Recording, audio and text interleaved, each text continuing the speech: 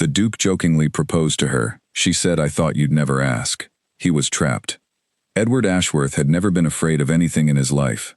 Not storms, not debts, not the sharp opinions of difficult men, and certainly not women. He had walked through the most challenging rooms in England, with his hands in his pockets and a half-smile on his face, and he had always, without exception, walked out again, entirely untouched. He was 34 years old, a duke by birth, handsome, by a circumstance he had done nothing to earn, and charming, by long and deliberate practice.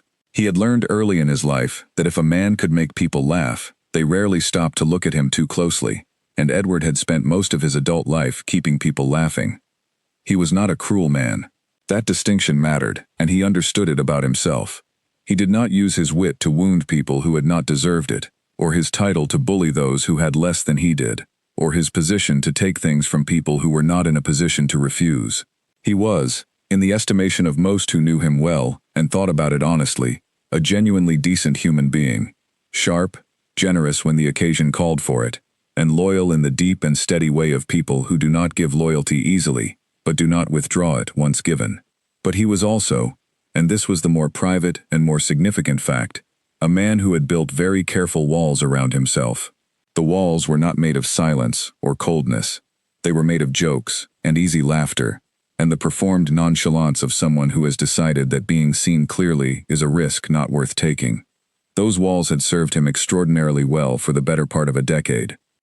He had grown up in Renfield House, a large and somewhat drafty estate on the eastern edge of Derbyshire, where the land rolled out in broad, honest sweeps, golden in summer and gray-silver in winter, the kind of countryside that is beautiful, without making any effort to be, and that gets into a person's bones so deeply that they can feel it when they are away. The house itself had been in the Ashworth family for 4 generations, and it had the quality of houses that have been properly inhabited, not grand exactly, not ostentatious, but settled and solid, with the particular atmosphere of rooms that have been lived in by people who cared about them.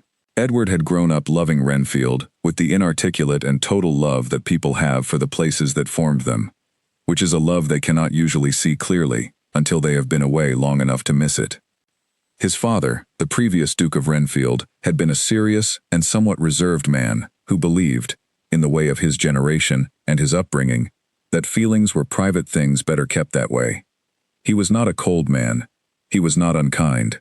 He was simply a person who had been raised in a particular tradition of emotional restraint, and he had raised his son in the same tradition, not because he intended to produce a son who would spend 12 years failing to tell a woman he loved her, but because he genuinely believed that the interior life was best managed in private. He had loved his wife and had demonstrated it through consistent and attentive actions. Her favorite chair was always near the window she preferred. Her tea was always the right temperature. The books she mentioned wanting always appeared on her bedside table without any fuss.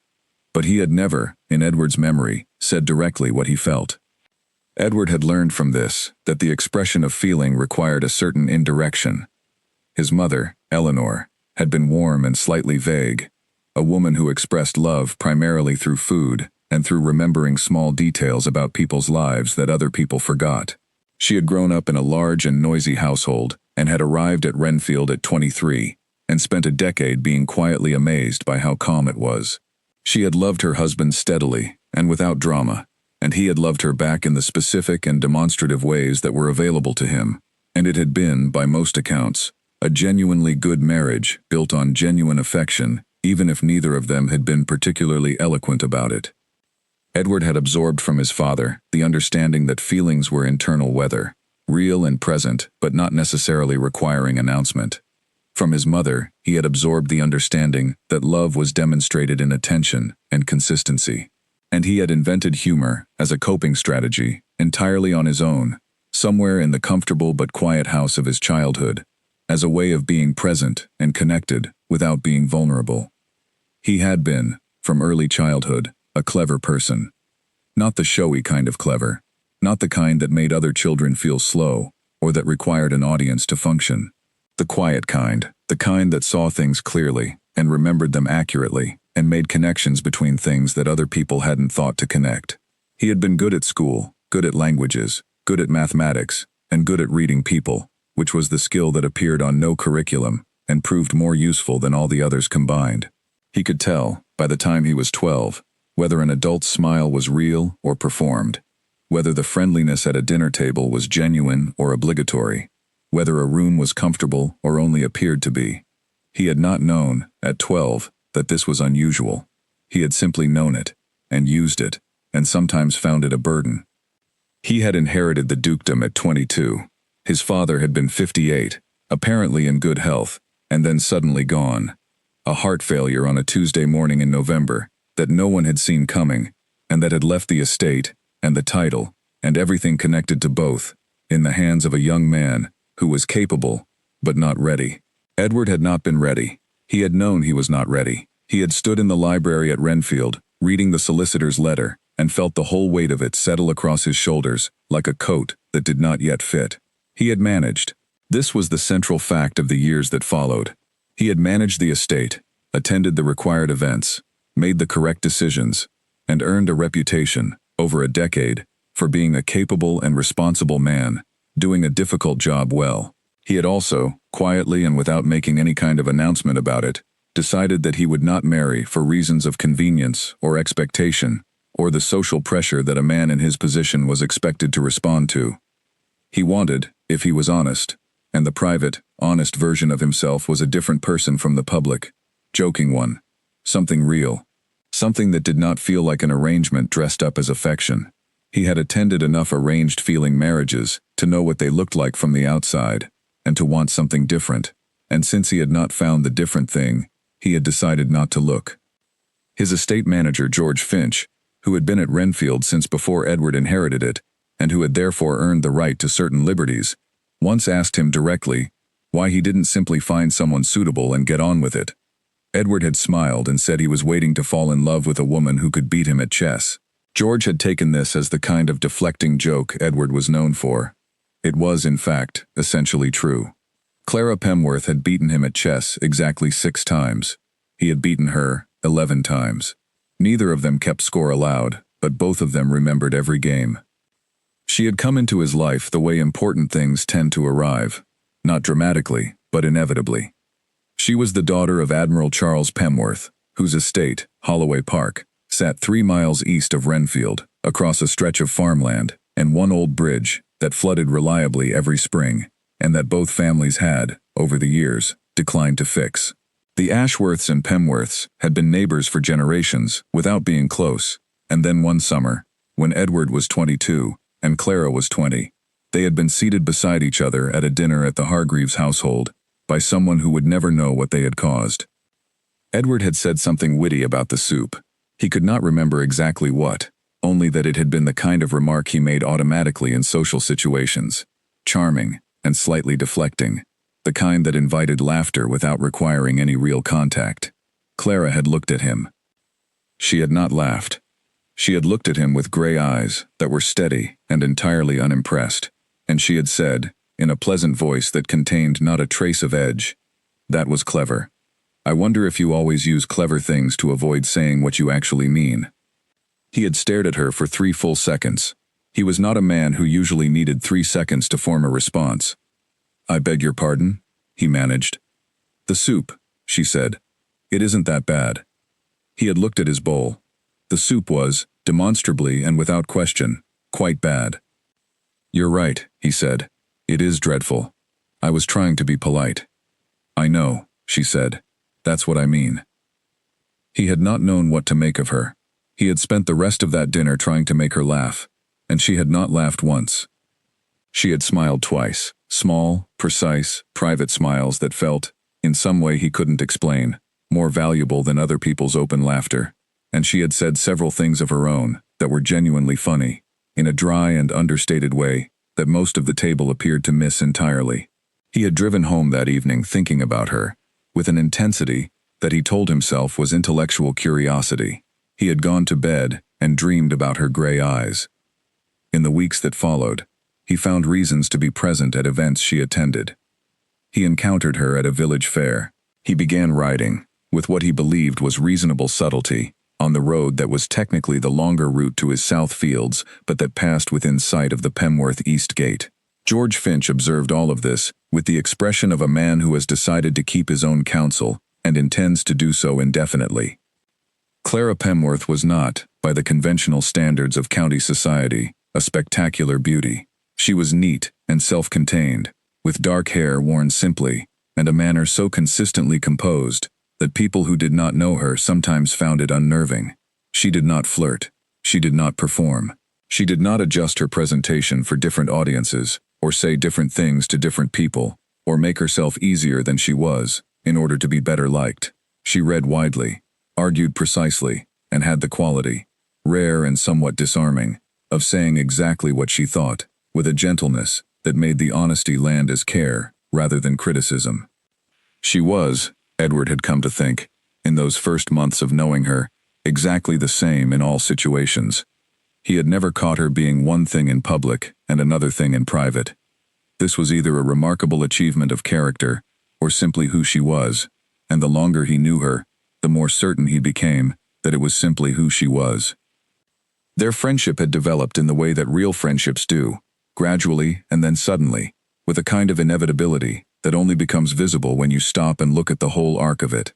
They had begun exchanging books, with notes about specific passages, and the notes had grown into letters that ran longer than either of them had intended, and the letters had become a regular correspondence that both of them would have missed severely if it had stopped. They had begun riding on Sunday mornings, which had started as an accident. They had encountered each other on the road on a February Sunday, and ridden together, and then done it again the following week, and then again, until it was simply something they did every Sunday, without either of them suggesting it. They were invited to the same events, and found themselves, consistently and without particular arrangement, in the same corner of the room. Society noticed everything that happened in that part of Derbyshire, and it noticed this.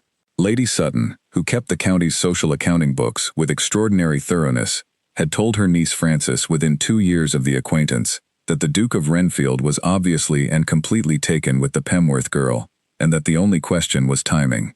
Frances had told Arabella. Arabella had told 2 others, and so it had become one of those comfortable and persistent certainties that a neighborhood holds without anyone being able to say exactly how it got started. Clara was aware of the talk. She received it with composure, neither confirming nor denying, going about her life with a steadiness that might have appeared to be indifference if you were not watching carefully. It was not indifference. Edward was also aware of the talk, and he deflected it with jokes, which was the most reliable tool available to him. He told Cecily that Clara was simply his oldest friend. He told George Finch that they were good neighbors. He told himself, in the private evening hours when the estate was quiet and he was most honest with himself, that he had no intention of complicating something that was working. This was, he would later understand, the most specific form of the cowardice. Clara made him feel something he did not feel anywhere else, the complete and restful absence of the need to perform. She had seen through the performance from the very first dinner, and she had not been cruel about it, or impressed by it, or uninterested in what was underneath it. She simply engaged with the underneath directly, without making a production of the fact that the performance was there. With Clara, he could be uncertain without it being weakness. He could be wrong without it being humiliating. He could say what he actually thought rather than the socially acceptable version of it, and she would take what he had said seriously and respond to it honestly, and this was so rare and so valuable that he had built his entire social life around protecting access to it. He had not examined what this meant. He had made a deliberate practice of not examining it. And then came Lady Sutton's late summer garden party, on a warm afternoon in August, and everything changed in the space of 30 seconds. Lady Sutton's garden parties were among the fixed events of the county's social year. She held 2, one in early summer and one in late August, and attendance was expected. The grounds of Sutton Hall were genuinely beautiful, and the terrace where the party gathered on fine afternoons was arranged with white cloths and bowls of flowers, and had the comfortable atmosphere of a place designed for people to enjoy themselves without having to think too hard. Edward had arrived at 2:30, done the rounds, said the right things to the right people, and eventually found his way, as he always did, to the place where Clara was standing. She was at the far end of the terrace, with a glass of lemonade and an expression he recognized, the one where she found everything around her mildly amusing, but had decided not to say so in present company. "You're doing the face," he said. "What face?" she said, not looking at him. The one where the world seems slightly ridiculous, and you're too well-mannered to say so. She turned to look at him, and the small, precise smile appeared. I was thinking about the topiary, she said. Lady Sutton has had those hedges cut to look like peacocks. The one on the left looks considerably more like a startled dog. He looked. She was entirely right. He told her not to say this to Lady Sutton. She told him she was saying it to him. They stood together in the old comfortable way, watching the party, and he was halfway through an observation about a group near the rose border when his Aunt Cecily descended on them. Cecily Ashworth was his father's younger sister, a woman of strong opinions and the confidence to share them, who loved her family by managing it, which was sometimes inconvenient and always, he knew, meant well. She arrived between them with considerable momentum and a large hat. "Edward," she said, "I have been meaning to speak to you all afternoon." She did not pause.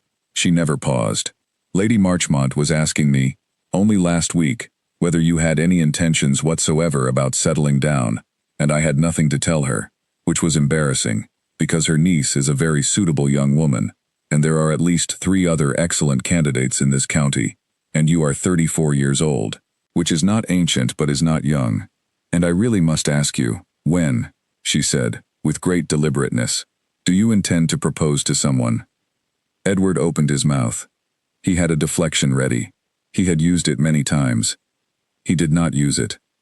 For a reason he would spend considerable time afterward attempting to identify and never quite manage to pinpoint, whether it was the warmth of the afternoon, or the glass of wine he had had with lunch, or some reckless impulse that had been building quietly for 12 years and chose that particular moment to stop being quiet. He turned to Clara. She was right beside him, as she always was. She was looking at him with those gray eyes, and something at the edge of her expression, something small and barely visible, looked very much like waiting. "Marry me then," he said to her, lightly, with the easy smile that said this was a joke, obviously a joke. Please everyone understand, it is a joke, and settle the question. The afternoon held its breath. He was smiling. He was absolutely certain she was going to laugh. That was how this worked. That was how they worked together. She would say something dry and deflecting, and Cecily would sputter, and the afternoon would return to normal temperature. Clara set down her glass of lemonade. She looked at him for one long, steady moment. "I thought you'd never ask," she said. The world did not literally stop, but the terrace did. The conversation did. The string quartet did. The drift of 42 guests paused and reorganized itself around this moment. Cecily made a sound that was not a word. A baroness nearby dropped something. All 4 musicians looked up from their stands at once. Edward stood with the joke smile still on his face, and found, for the first time in his adult life, that he had no words, none at all. Clara was watching him. Her composure was extraordinary. She was the same person she always was, steady, honest, present, except that she had just said something in front of 42 witnesses that was going to change everything, and she knew it, and she was not afraid. He became aware of all of those witnesses. He became aware of his aunt making sounds beside him. He became aware that something was required of him, that the room of the afternoon was waiting, that there was no exit from this moment that didn't require him to choose something. He looked at Clara. In the very center of her composure, just barely visible, he saw hope. A flicker, quickly covered. But he had been reading her for 12 years, and he caught it. Something happened in his chest. Not panic, not the social alarm of a man trapped. Something else. Something that felt, when he was honest about it later, in the privacy of the Renfield library, with a glass of brandy he didn't drink, like the first easy breath after a long time of holding. "Yes," he said, "it appears to be an engagement." And the afternoon erupted around them. The silence lasted exactly 4 seconds. Edward counted them later, not intentionally, but because they were so distinct, so separate from the normal flow of time, that they lodged in his memory as individual things. 1 second in which the terrace held its breath. A second in which the social machinery of 42 people processed what had just been said. A third, in which Cecily inhaled. A fourth, in which the string quartet reached the end of its phrase and did not begin the next one. In those 4 seconds, Edward Ashworth, Duke of Renfield, a man who had navigated every difficult social situation he had ever encountered with effortless smoothness, who had never been caught without words, who had made a career of saying exactly the right thing at exactly the right moment, stood in front of his aunt and 41 other witnesses, with his joke smile still on his face and absolutely nothing in his head. Clara was watching him. She had set down her lemonade. Her composure was something remarkable to witness up close. She was entirely herself, not defensive, not triumphant, not anxious about what she had just done. She was simply present and honest and watching to see what he would do. Cecily found her voice before he did. She was, as always, faster. Did she just? A pause, unprecedented. Edward, is this? Are you? Another pause, longer. Cecily did not pause. Cecily had not paused mid-sentence in living memory. Is this an engagement? He turned to look at his aunt. He looked at Clara. He looked at the 42 faces that had, by some social gravitational force, all turned toward him in the same moment. He noticed the Baroness, 2 steps to his right, had made a sound. He noticed a small group near the rose border had gone still. He noticed the string quartet, all 4 of them, watching him from their chairs with an air of having unexpectedly found themselves at the center of something. And then he looked at Clara again, and in the middle of her composure, just barely visible, lasting perhaps 1 second before she closed it over again, he saw something that had been waiting a very long time to be seen. It was not triumphant. It was not demanding. It was quiet and genuine, and looked, if he was reading it correctly, very much like hope. He thought, 12 years. He thought, yes. Yes, he said. The word came out level and clear. He had not planned to say it. It simply came, the way honest things sometimes come when the layers of performance have been stripped away by surprise. It appears to be. The afternoon erupted. Lady Sutton materialized from somewhere near the rose border, with a speed suggesting she had stationed herself within range of exactly this kind of event. Cecily made a sound that was the beginning of several sentences at once, and then consolidated them into action, seizing Edward's arm with both hands. The Baroness, who had dropped something, retrieved it, and then dropped it again. The footman appeared with champagne that no one had ordered, appearing from a direction that suggested it had been on standby. People congratulated him. People congratulated Clara. He shook hands. He said thank you. He received embraces from women he knew, with varying degrees of closeness, and handshakes from men who looked at him with the specific expression of people who have been waiting for news and are now very satisfied. He heard Lady Sutton say something about how she had always known. He heard Cecily say something about wonderful 3 times in rapid succession. Through all of it, he could not quite manage to look at Clara directly. He was aware of her at the edge of his field of vision, receiving the congratulations with her usual grace and economy. Pleasant, brief, giving nothing away. She had the quality of a person who had made a decision and was now waiting for the world to catch up to it, which was, he would come to understand, exactly what was happening. He found himself beside her at some point. The crowd had reorganized, and there was a brief island of space around them. Clara, he said quietly. She turned to look at him. Close up, her expression was still composed, but he was close enough to see the slight softness underneath it, the thing she was not quite showing everyone else. Well, she said. Well, he agreed. You didn't correct it, she said. No, he said. Do you want to? He held her gaze for a moment. No. She nodded, once, and looked back at the party. He drove home 2 hours later, in a condition he could not name. It had some of the physical qualities of panic, the slight difficulty with breath, the inability to think in straight lines, but it did not feel like panic. Underneath whatever it was, there was something warmer, something that felt, when he pressed on it in the honest privacy of his own chest, like relief. The specific relief of a man who has been holding something very carefully for a very long time and has been surprised into putting it down. He sat in the library of Renfield House until late in the evening, with a glass of brandy he did not drink, looking at the fire and turning things over. The facts were these. He had made a joke. Clara had answered it without irony. He had confirmed the answer. 42 people had witnessed all of this.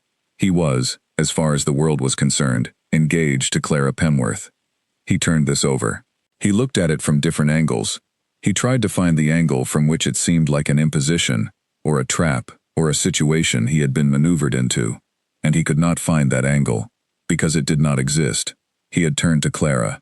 He had said it to her. And he had said the word yes, because it was the honest answer to the situation, even if the situation had arrived without warning. He sat with this for a long time. Then he sat with the harder question underneath it. Why had yes been the honest answer? He was, fundamentally, an honest man.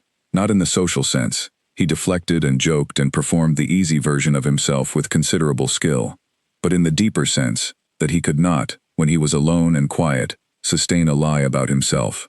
He had managed it through motion, through never sitting still long enough to let the question form. But the question had now formed, and it was not going away. Why had he confirmed an engagement that had started as a joke? Not because of social pressure. He had managed social pressure his entire adult life, and was better at navigating it than almost anyone he knew. Not because he couldn't find the words to correct it.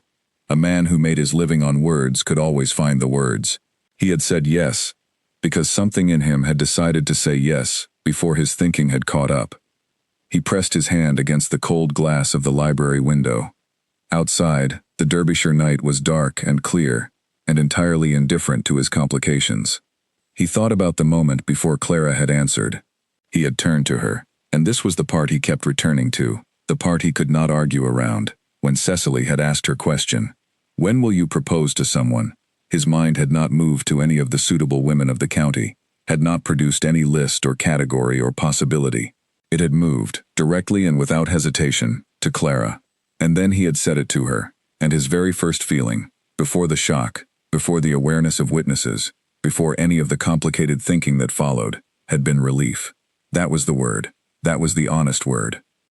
He stood at the window for a long time. He went to bed eventually, and lay awake for less time than he expected. In the morning, he wrote to Clara. He wrote 3 drafts, and crossed them all out, and then wrote a 4th, that said simply, "Were you in earnest yesterday?" Her reply came by early afternoon. It said, "I was perfectly in earnest. Come for tea if you have questions." He read this note 4 times. He wrote back and asked why she hadn't told him before, if she had felt this way. Her reply the following morning said, "You never asked. I was not going to say so unprompted. Come for tea, I have biscuits." He did not go that day. He was not ready, and he knew this about himself with enough self-awareness to know that going before he was ready would be worse than making her wait a little longer. He needed to think. The engagement, meanwhile, was moving on its own. This was one of the properties of a public declaration that he had not fully anticipated. It had acquired a social reality entirely separate from whatever was or was not happening between the 2 people at its center. His solicitor, Mr. Holt, wrote. 3 acquaintances sent congratulations. The county paper inquired about a formal announcement. Lady Sutton told someone who told Cecily, who told George Finch, who told no one. On the 4th day, he went for tea. Clara received him in her sitting room, which was warm, and smelled of the wood fire that had begun to be necessary in the evenings.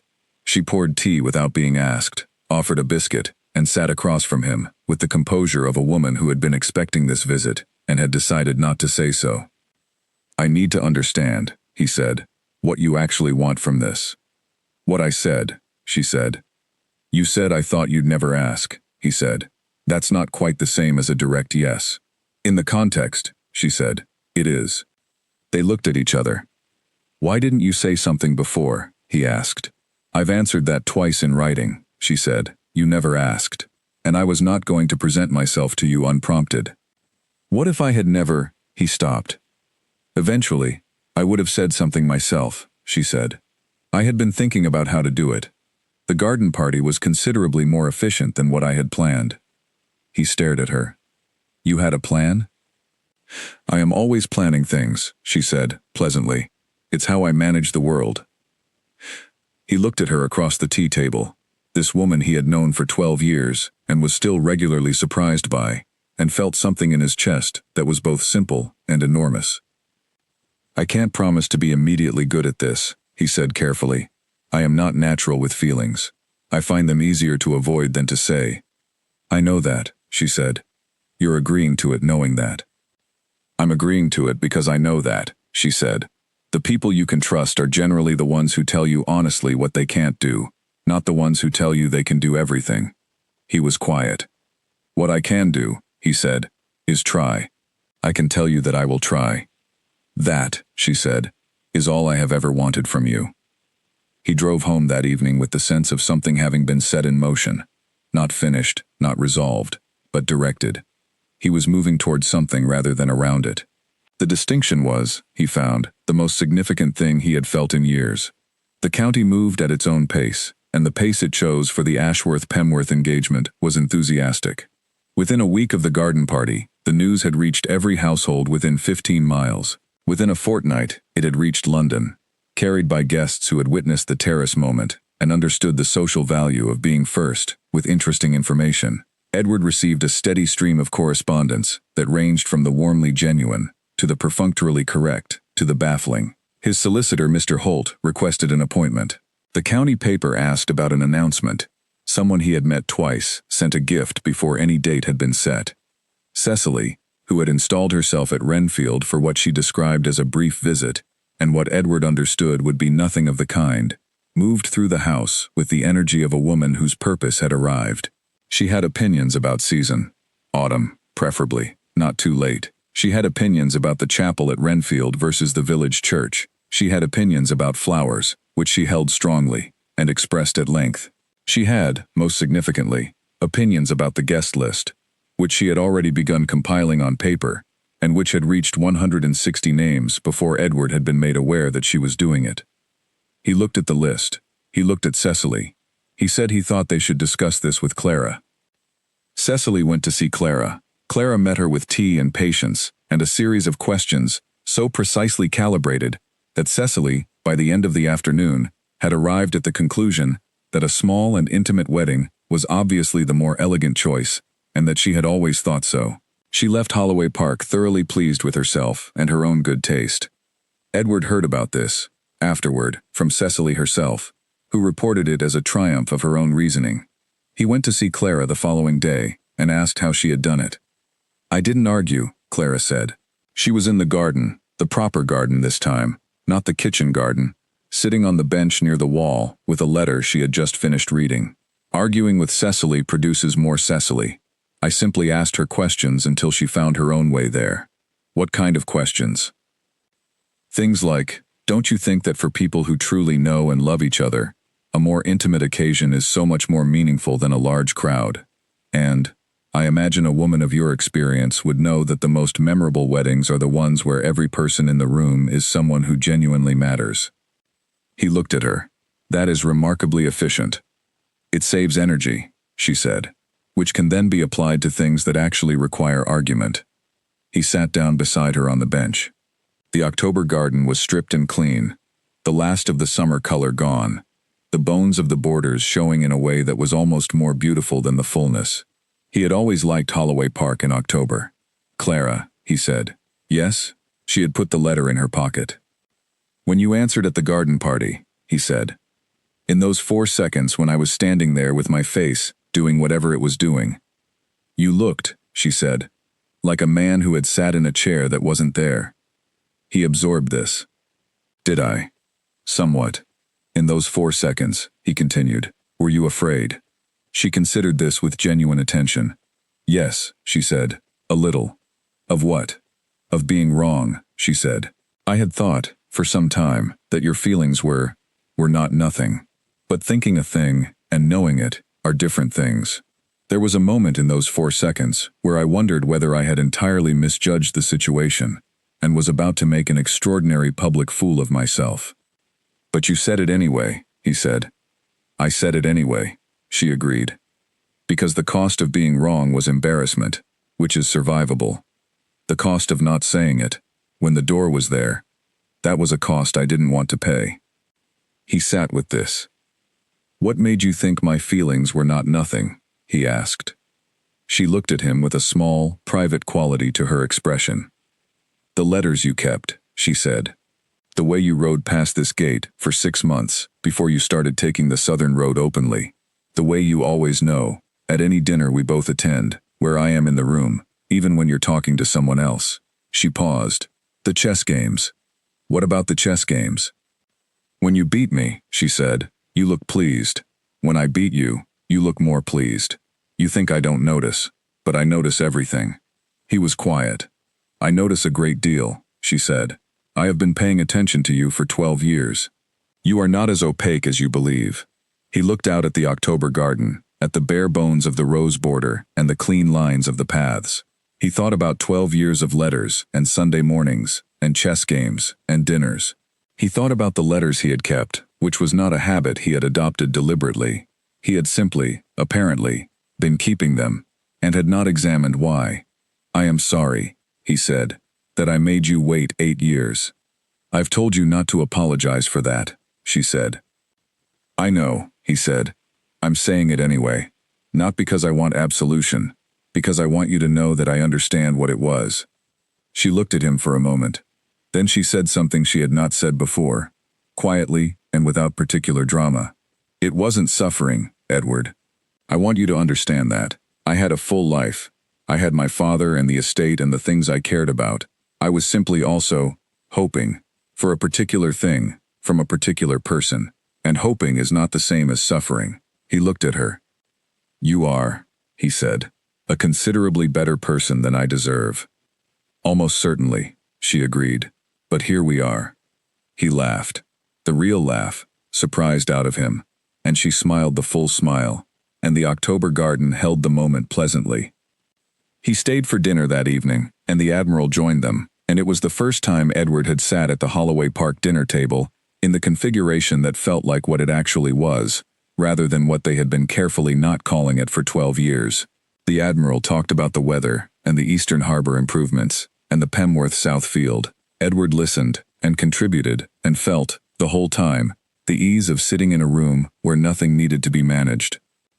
He drove home in the October dark, across the farmland, over the old bridge, and the stars were out, and he looked up at them through the carriage window, and thought about what Clara had said. "You are not as opaque as you believe." He thought about the letters she had mentioned, the way he rode past the gate. He thought about the chess games. He had spent 12 years thinking he was very good at not looking at something. It appeared that Clara had been watching him not look at it the entire time. This was either mortifying or remarkably funny, and he decided, somewhere over the bridge, that it was both, and that this was completely appropriate.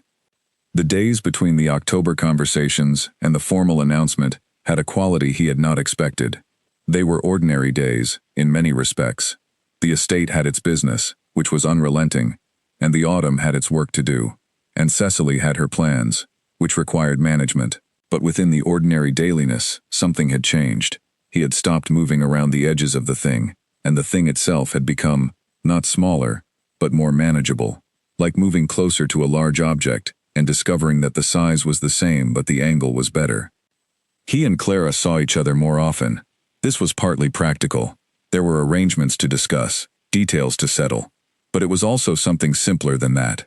They were in a different relationship to each other now, and they were both paying attention to what that meant. He noticed things he had always noticed but now allowed himself to think about. The way she moved through a room, not commanding but authoritative. The way of people who are completely at home in themselves. The way she disagreed with him, which she did with some frequency, always with logic and never with ego. The way she laughed, differently in the mornings than in the evenings, and differently still when something genuinely surprised her. She told him things she noticed about him, which was an experience he found equal parts flattering and exposing. She told him that he was more sentimental than he showed. She told him that his jokes were weakest when he was uncertain, and strongest when he was relaxed, and that she had always been able to tell his state of mind by the quality of his humor, which was not information he had known he was providing. She told him that she had, years ago, read a letter he had written to his mother during a hard winter. She didn't explain how she came to have it, and he didn't ask, and that it had been one of the most honest and tender things she had ever read, written by a man who would clearly have preferred to be seen as something other than tender. He thought about this for several days. He thought about the version of himself that existed in her perception, the sentimental man under the jokes, the careful man behind the ease, the person who had been writing letters about things that mattered, while performing a version of himself that didn't write letters about things that mattered. He found this portrait both uncomfortable and oddly relieving. To be known accurately, even when the accurate knowledge was slightly embarrassing, was better than being known by a performance. He was, he concluded, going to need to spend considerably more time being simply himself, and considerably less time performing the version of himself he had been maintaining for years. This was going to require practice. He was going to start now. He went to his mother's house on a Tuesday afternoon in the second week of October. Eleanor Ashworth was in her sitting room with her needlework and a cup of tea, and she looked up when he came in, with the expression of a mother who has been expecting something and is finally seeing it arrive. He sat down. She did not ask him anything. She waited, which was her great skill, the patience to receive rather than extract. He told her everything. The garden party, the joke, Clara's answer, the 4 days before the tea visit, what Clara had said about the 8 years of hope that wasn't suffering. He told her about the Hargreaves dinner and what he had said about not wanting the exit. He told her about the October garden and the chess games and the letter Clara had mentioned. He talked for a longer time than he usually talked to anyone about anything private. His mother listened to all of it without interrupting. When he finished, she was quiet for a moment, looking at the fire. Then she told him, for the first time, the story of his father's 3 proposals. The first one that had been like a joke. The second, that had been arranged and therefore hollow. The third one on an ordinary Tuesday afternoon, badly said and imprecise, and completely convincing, because a man who struggles to say something true is a man who understands the weight of it. He sat with this story for a while. He was not, his mother said, a natural romantic, but when he finally meant it, it showed. I find it difficult to say what I mean, Edward said. I know, his mother said. You always have, but you have been saying it more clearly, these past weeks, than I have heard you say anything in years. He looked at her. Clara is good for you, his mother said. She has always been good for you.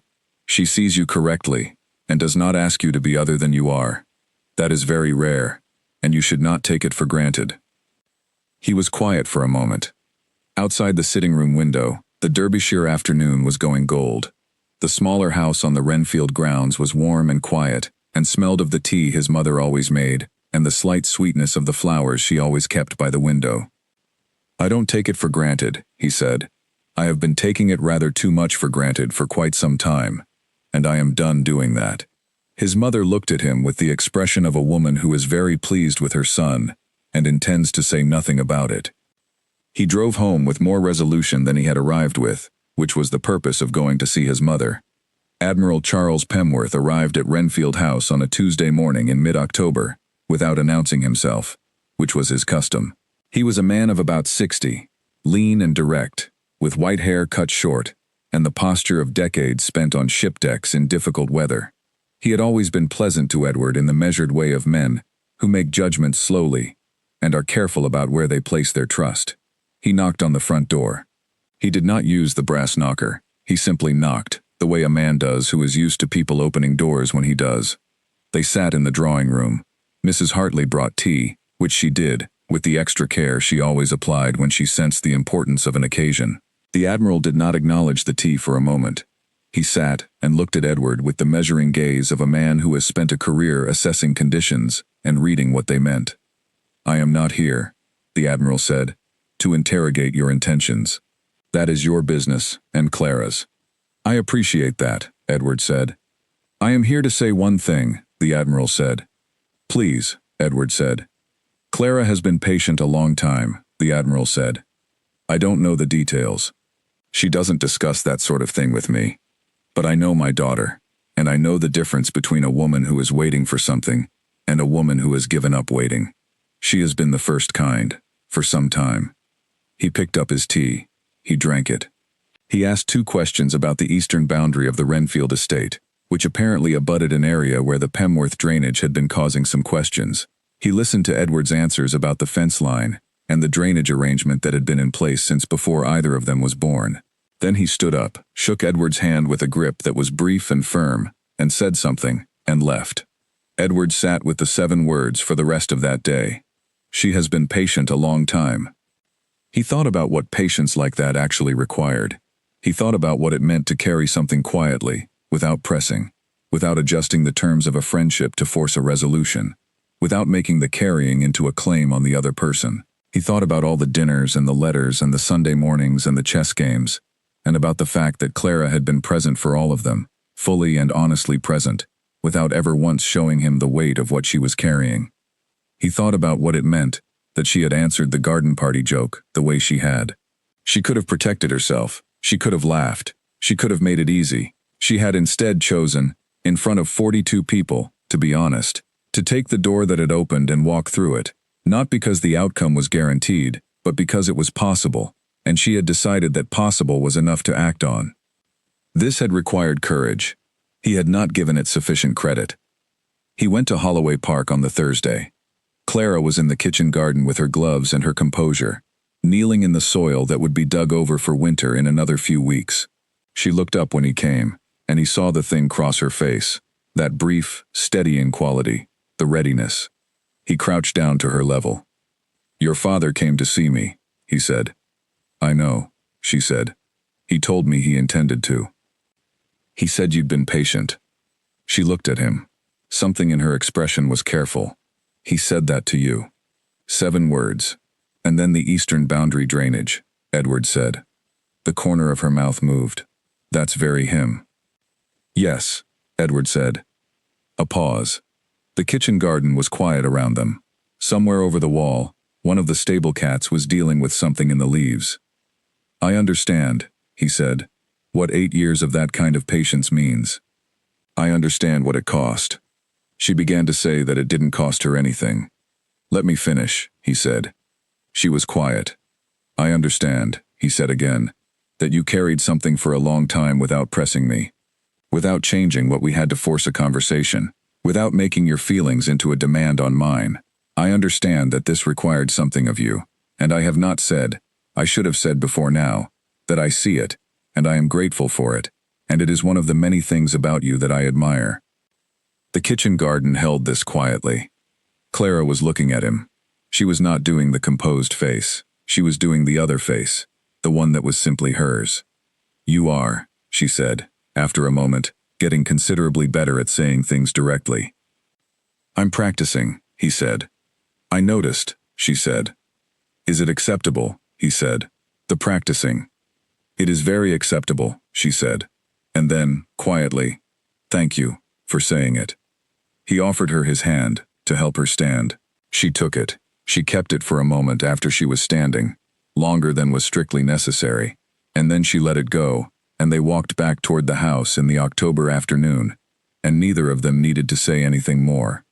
He helped in the kitchen garden for an hour before he left. He did not know much about kitchen gardens. She did not appear to mind. They worked beside each other in a comfortable silence while the October afternoon went golden and cool around them, and he thought about the Admiral's 7 words, and about patience, and about what it meant to be known. He drove home with dirt on his coat, and Mrs. Hartley, who saw everything that went through the front door of Renfield House, made no comment whatsoever, which was its own kind of comment. The week before the formal announcement brought 2 developments that Edward had not anticipated. The first was a conversation with Mr. Holt about the practicalities of settlement and protection, which was necessary, and which Edward approached with more care than he usually gave legal matters, because the outcomes mattered in a way that most legal matters did not. He wanted Clara's independence fully protected. He wanted her income secured and separate. He wanted the documents to reflect clearly that she was a person with her own interests and her own affairs, not an extension of the Renfield estate. Mr. Holt, who was a careful man and had drafted many of these arrangements, said these were among the most straightforward terms he had encountered from a husband's side in his professional experience, and that he was pleased to be working on them. Clara reviewed the documents herself. This was entirely in character, and Edward had told Mr. Holt to expect it, and had said that she should be given whatever time she needed, and asked whatever questions she wanted to ask. Clara read everything, asked 2 precise questions that Mr. Holt was able to answer satisfactorily, and confirmed the terms were correct. Edward heard this through Mr. Holt directly, and felt, hearing it, an uncomplicated satisfaction. She had checked the documents herself. She had not taken it on trust. Of course she hadn't. She was Clara. The second development was his cousin Henry. Henry arrived on a Tuesday morning, with wine, and the genuine goodwill of a man who believes he is being friendly, and does not always accurately assess the impact of his friendliness. He sat in the library and offered congratulations, and then said, with the breezy openness of someone who thinks he is being frank, that the match was perhaps not what everyone might have expected, that there had been 1 or 2 rather more elevated options available, as far as titles and connections went. Edward looked at him. Henry did not immediately register the quality of the look. "I'm only saying what people say," Henry continued. "Nobody means anything by it. You were always unconventional." "Henry," Edward said. His voice was very level, the way it got when he was serious rather than charming. Henry looked at him. "I'm going to say this once," Edward said. "Clara Pemworth is the woman I am going to marry, not as an accommodation, and not as the result of running out of better options. As a choice, made clearly and deliberately. Anyone who suggests otherwise is either uninformed about her character or unkind about my judgment, and I find I don't have much patience for either." Henry blinked. He opened his mouth and closed it. He said, "Of course. I only meant, what would you like for lunch?" Edward said pleasantly. "Mrs. Hartley has done something good with the kitchen garden vegetables."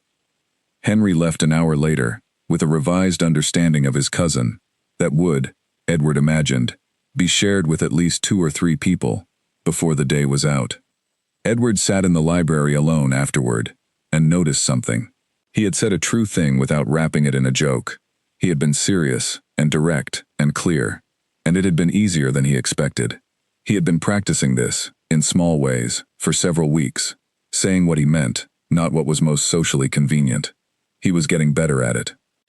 He wrote to Clara that evening, not about Henry, who was not worth the ink, but about the afternoon, and the estate, and a book he had been reading. At the end, in a sentence he revised twice, he told her that the November date seemed exactly right to him. She wrote back in the morning. She agreed about the date. She mentioned the chrysanthemums she had ordered for the chapel. She said her father had been, in his own terms, effusive about the wedding plans, which meant he had said it sounded well, and touched her shoulder before leaving the room, and that from the Admiral this was equivalent to a speech. He read this letter twice, and put it in the drawer where he kept things he intended to keep, and he noticed, doing this, that the drawer already held quite a few of her letters, going back several years, and that he had apparently been keeping them without deciding to, the way a person accumulates things they value, without making it a formal project. He supposed this was something else he had known without looking at directly. He had a great deal of that, it turned out. A great deal of things he had known without looking at them. He was working his way through the catalogue with the determined honesty of a man who has decided that the remaining years of his life will be spent more clearly than the first 34, and progress was being made. November arrived with the authority it always had in that part of Derbyshire, clear and cold and honest, the countryside stripped to its essentials, the sky very large over the fields. The Renfield estate looked as it always looked at the start of November, clean-boned, patient, waiting for the winter. The wedding preparations at Renfield were managed by Mrs. Hartley and assisted by Cecily, who had taken the reduction in guest list to 40 in good part, and redirected her considerable energy to making those 40 an experience they would remember. The chapel was prepared with chrysanthemums, white and pale yellow, exactly as Clara had specified. The dinner menu was agreed. The small details that make a household ready for an occasion were attended to with the care that Mrs. Hartley always applied to things that mattered. Edward found himself, in those last days, in a state that was difficult to describe, but entirely pleasant, not nervous, not anxious, not performing calm over something turbulent underneath, simply present, and looking forward to the thing that was coming, and finding that looking forward to it was itself uncomplicated. He rode to Holloway Park on the Thursday, 3 days before the Saturday. Clara was in the middle of a conversation with her dressmaker about a sleeve adjustment, and was happy for him to sit in the corner and wait, which he did with the ease of a man who has stopped needing to be the most important thing in a room. He listened to the serious and detailed conversation about the sleeve, and found it, rather to his surprise, genuinely companionable. The dressmaker left. Clara sat across from him in the afternoon light. 3 days, he said. 3 days, she agreed. He told her he was not nervous. She told him she was not either. He said this surprised him somewhat. He had expected to be nervous. She said that she had been thinking about this for 8 years, and had done quite enough preliminary worrying to cover the actual occasion, so no additional worrying appeared to be required. He laughed. She smiled. The drawing room was warm and quiet. He told her he was going to make a poor romantic. She told him she had not asked for romance. He said that what he could offer with certainty was attention, which he had always given her, and intended to continue giving her. She said this was exactly what she wanted.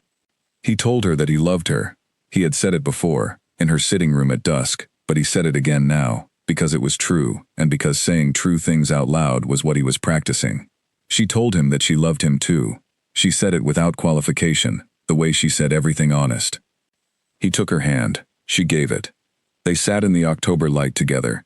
It was the last October afternoon. He realized that they would sit in separately, 3 miles apart, before November came and everything changed, and the house moved quietly around them with its afternoon business. The first Saturday of November was cold and clear and blue-skied and honest, the kind of autumn morning that shows everything exactly as it is without softening. Edward woke early and lay for a few minutes in the pre-dawn quiet of his bedroom, not thinking about anything in particular, which was itself remarkable. He had spent many weeks thinking about a great many things in the pre-dawn quiet of his bedroom, and the absence of the thinking was its own kind of good sign. He got up. He dressed.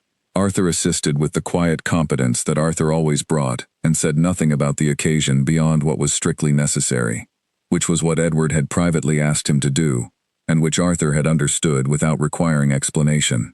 The coat was right. Everything was, that morning, right. Mrs. Hartley had the house in order, in a way that showed without appearing to.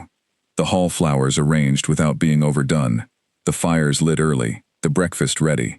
The whole domestic management of Renfield, operating with its usual excellence and with an additional degree of care for the occasion. He ate breakfast alone, because he always ate breakfast alone, and because Cecily, who was staying at the house, had the good sense to leave him to it. He walked to the chapel. This was a short walk along the stone-laid path through the Renfield grounds, and he walked it in the November morning air, his breath visible in the cold. The grounds around him bare and clean and beautiful in the way of things that are not trying to be beautiful. He had walked this path many times, to the chapel for the kinds of occasions chapels serve, christenings and funerals, and the village services his father had maintained, and he had continued maintaining out of respect for the tradition, and a genuine appreciation for the quiet the old building offered. He had walked it many times. He had never walked it like this. Inside, the chapel was warm, and smelled of the chrysanthemums Clara had chosen, white and pale yellow, simple and right, the flowers of someone who understood that the occasion did not need embellishment. The east windows let in the November light in long, honest panels across the stone floor. The pews were filled with the 40 people who had been chosen, because they actually knew and cared about the two of them, which was the right criterion, and produced the right room. He saw Cecily in the third pew, wearing the smallest hat he had ever seen on her head, which he understood as a form of tribute. He saw George Finch near the back, in the good coat, very upright, with the expression of a man who is in a building he is not entirely familiar with, but who understands the importance of the occasion, and has decided to be equal to it. He saw his mother in the second pew, very still, her hands folded, her expression the private and warm one she kept for things that mattered to her. He saw the Admiral in the front pew on Clara's side, in full naval dress. This was not something he had expected. The Admiral did not wear full dress to ordinary occasions. He wore it to things that were, in his personal accounting, significant enough to warrant it. Edward saw the full dress, and felt, in the quiet of the chapel before any of the ceremony had begun, something that had no name, but that he would have described, if pressed, as gratitude. He stood at the front with the vicar. The guests settled. Someone coughed, and then the chapel was quiet. The doors opened. Clara came in on her father's arm. He had been prepared to be composed. He had thought about this, about standing at the front of the chapel, with the steadiness that was expected of him, doing the thing properly, feeling what he felt in the private internal way that his family had always preferred. He had planned to be composed. He was not prepared for Clara. She walked the length of the chapel, with the same unhurried steadiness she brought to everything, and she looked at him the whole way, from the moment she came through the doors until she reached the front, and her face was not the composed face, was not the managed face, was not any of the careful faces he had been learning to read for 12 years. It was the face he had seen in pieces over the previous weeks, in the kitchen garden, in the sitting room at dusk, at the Hargreaves' dinner in the doorway, and it was all of those pieces together, fully visible, not held back. He looked back at her. He let himself look, completely, without any of the management he had been applying for 12 years. He thought, here you are. He thought, yes. She reached him. The Admiral placed her hand in his, and the old vicar began the old words, and Edward held her hand and said what the ceremony asked him to say, clearly and without performance, meaning each part as he said it. When the vows came, he said them in the voice he used for things that mattered, not the social voice, not the charming voice, not the voice that kept things at a comfortable distance, the direct voice, the honest one. Clara said hers. Her voice was clear and level and entirely her own. The vicar said what was now true. Edward looked at his wife. She looked at him. Something in the completeness of the moment, the 12 years and the garden party and the 4 seconds and the letters and the chess games and all of it, the whole accumulated weight of a life that had been moving toward this room, rose in his chest and came out as a laugh. A quiet laugh, surprised out of him, the only sound he could make that was adequate to the feeling. Clara looked at him and shook her head, very slightly, which meant, of course you would. And then she smiled the full smile, unguarded and warm, and completely hers. He offered his arm.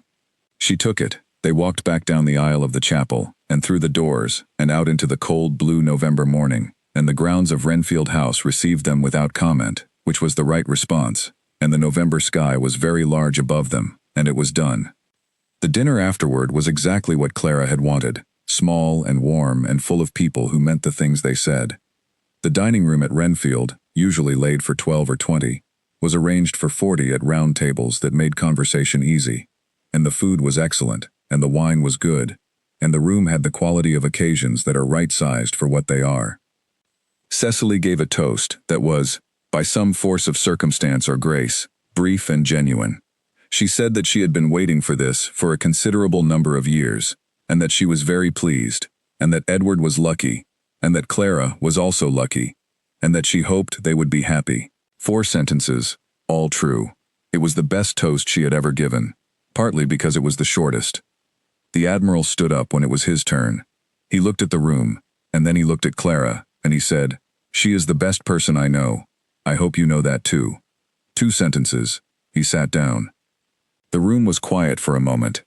It was the best toast of the evening. George Finch found Edward in the yard, as the carriages were being brought round for the departing guests. George was a man who did things when he had decided to do them, without preamble. He shook Edward's hand. His grip said everything he had kept to himself for 12 years, and Edward held it and let it say all of it, and then they both let go, and there was nothing more that needed to be said. The guests left in the warm and gradual way of good evenings, carrying the occasion with them. The house settled. Mrs. Hartley attended to the last things that needed attending, and then withdrew. Arthur took himself quietly elsewhere. The fires burned comfortable and low. Edward and Clara sat in the library. He had been in this library for 12 years, alone. The room was the same books in their same organization, the same chairs, the same cold corner by the north window, the same best reading spot near the fire. It was entirely the same and entirely different at once, because she was in it.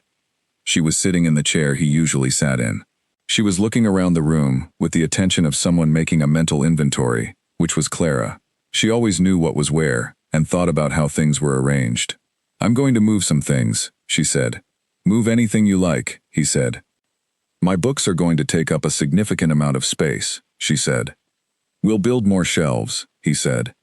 She looked at him with a quiet, private satisfaction that was new, or not new, exactly, but newly visible.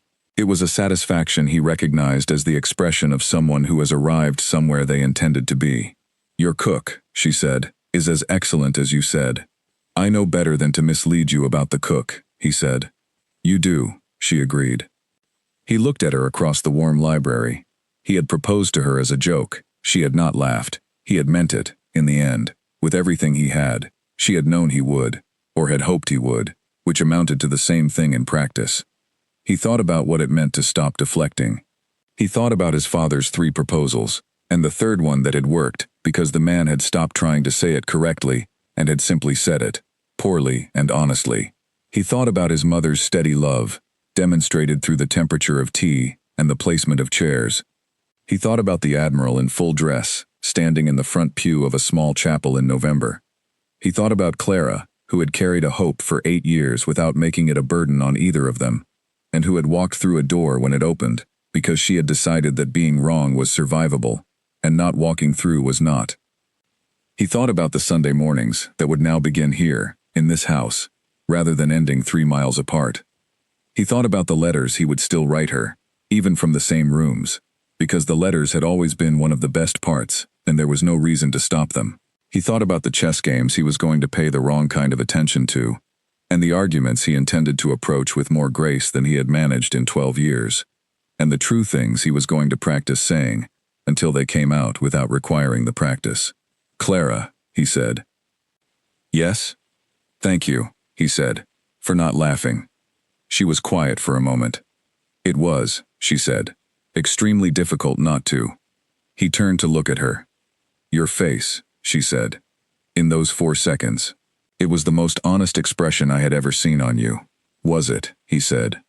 "Like a man," she said, "who has just realized he has walked off the edge of something and discovered, to his complete surprise, that it is not a cliff."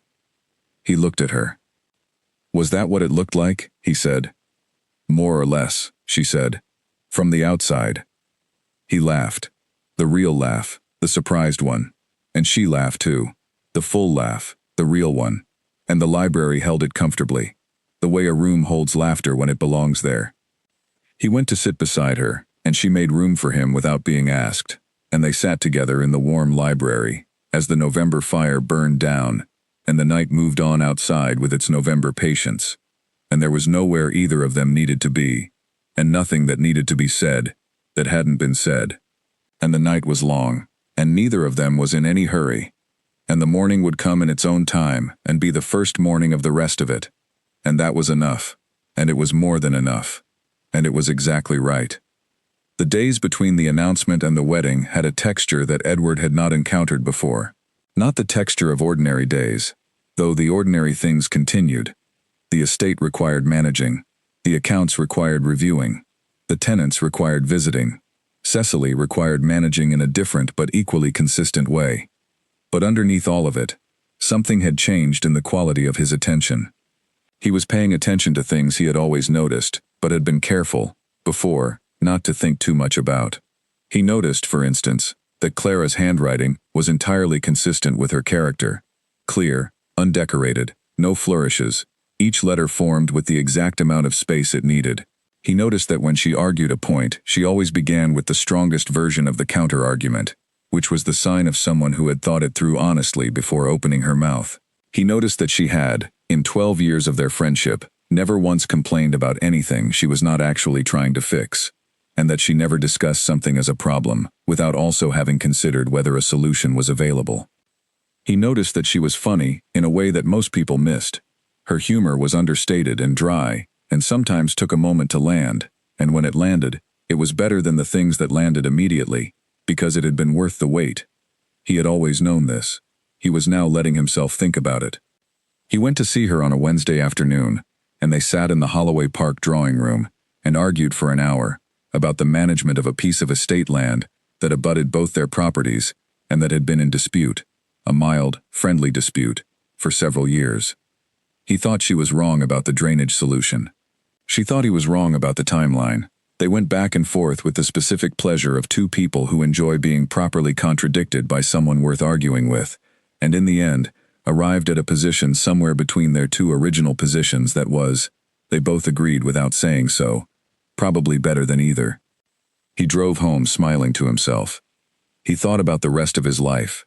If the rest of his life would contain a similar number of arguments about estate drainage with Clara Pemworth, and found the prospect extraordinarily appealing. The practical arrangements moved forward with the quiet efficiency of things that have been waiting to be organized and are now being organized properly. The settlement documents were complete. The solicitors on both sides were satisfied. The chapel arrangements were confirmed. The dinner menu had survived 2 rounds of Mrs. Hartley's revisions, and Clara's preferences, and Cecily's strong opinions, and had emerged as something that everyone was happy with, which was a minor diplomatic miracle. Edward received a letter from a man named Harrington, a distant relation on his father's side, someone he had met 3 times, and found dull twice and insufferable once, that managed, through careful word selection, to convey the opinion that the match was not quite what one might have hoped from a man of Edward's standing. Edward read this letter with the patient attention he gave to all correspondence, identified its message, and then put it directly into the fire, where it belonged. He did not write back. He did not discuss it with anyone. He simply disposed of it, which was the right response to the right kind of letter. His cousin Henry had provided a similar opportunity and been handled similarly, though in person rather than by fire. Edward had said what needed to be said, clearly, without performance, without jokes, the direct and honest version. And Henry had received it and adjusted his position accordingly, and they had moved on to lunch. Henry was not a bad person. He was simply a person who said things without thinking them fully through, and Edward had given him something to think through fully. These small encounters, and the ease with which he was now handling them, confirmed something he had been slowly understanding over the past weeks. The honesty that had been difficult to practice was getting easier the more he practiced it. Saying true things directly, without the wrapper of a joke or the softening of deflection, was a skill like other skills, uncomfortable at first and then, with repetition, natural. He had spent 12 years not practicing this skill in the area that mattered most. He was catching up now. He wrote to Clara every day in those weeks. Not long letters about important subjects, sometimes a note, sometimes a page, sometimes 2 pages, about a book he had been reading, or something he had seen on the estate, or a thought that had come to him during the Eastfield inspection, and that he knew she would have an opinion about. She wrote back with similar regularity. He put all of her letters in the drawer. The drawer was beginning to require organization. He thought about this and decided he would deal with it later, and that the drawer being full of her letters was a problem he was very glad to have. On the Tuesday before the wedding, he rode to the village church and spoke with the vicar, who was an elderly man named Harwick, with a dignified economy of language and 30 years of experience conducting important occasions in that part of Derbyshire. They talked about the order of the ceremony and the specific words Edward wanted to say and the specific words Clara had already confirmed with the vicar's wife at an earlier conversation. He asked the vicar whether, in 30 years, he had observed a pattern in the marriages that went well. The vicar thought about this for a moment. The ones that go well, he said, are generally the ones where both people have a genuine respect for who the other person actually is, not who they might be improved into, or who they present themselves as, but who they are. Edward thought about this on the ride home. He had always respected who Clara was. He had been friends with who Clara was for 12 years. He had sought out who Clara was, and trusted who Clara was, and valued who Clara was. He had simply, for a long time, been careful not to call that what it was. Well, he was calling it now. He went to see her one more time before the wedding, on the Thursday evening. He told her he was not nervous. She told him she was glad. He told her that he had spoken to the vicar, and that the ceremony would be exactly what she had asked for. She said that was good. He told her that he had written to Mr. Holt to confirm the final settlement details, and that everything was in order. She said she knew. Mr. Holt had sent her a copy as well. They were sitting in the Holloway Park drawing room, which he had been sitting in for 12 years, and which looked exactly as it always looked, and which felt entirely different. 2 days, he said. 2 days, she agreed. He took her hand, she gave it. They sat together in the quiet drawing room, while the November evening moved outside, and the fire burned comfortable and low, and there was a whole life waiting on the other side of 2 days, and neither of them was in any hurry to get to it, because being here, together, in this ordinary room, was already everything they had been moving toward. He rode home in the dark. The old bridge was dry. The farmland was still. The stars were out. In 2 days, Clara Pemworth would become Clara Ashworth, and the old bridge would still flood in the spring as it always had, and the farmland would still turn gold in the summer and gray in the winter, and the estate would still need managing, and George Finch would still have opinions about the Eastfield drainage, and none of that would change. But inside all of it, something would be different. Something that had been turned toward itself for 12 years would be turned toward another person, and that person would turn toward him in return, and they would spend the rest of their time together, paying attention to each other, in the honest and unguarded way of people who have stopped pretending.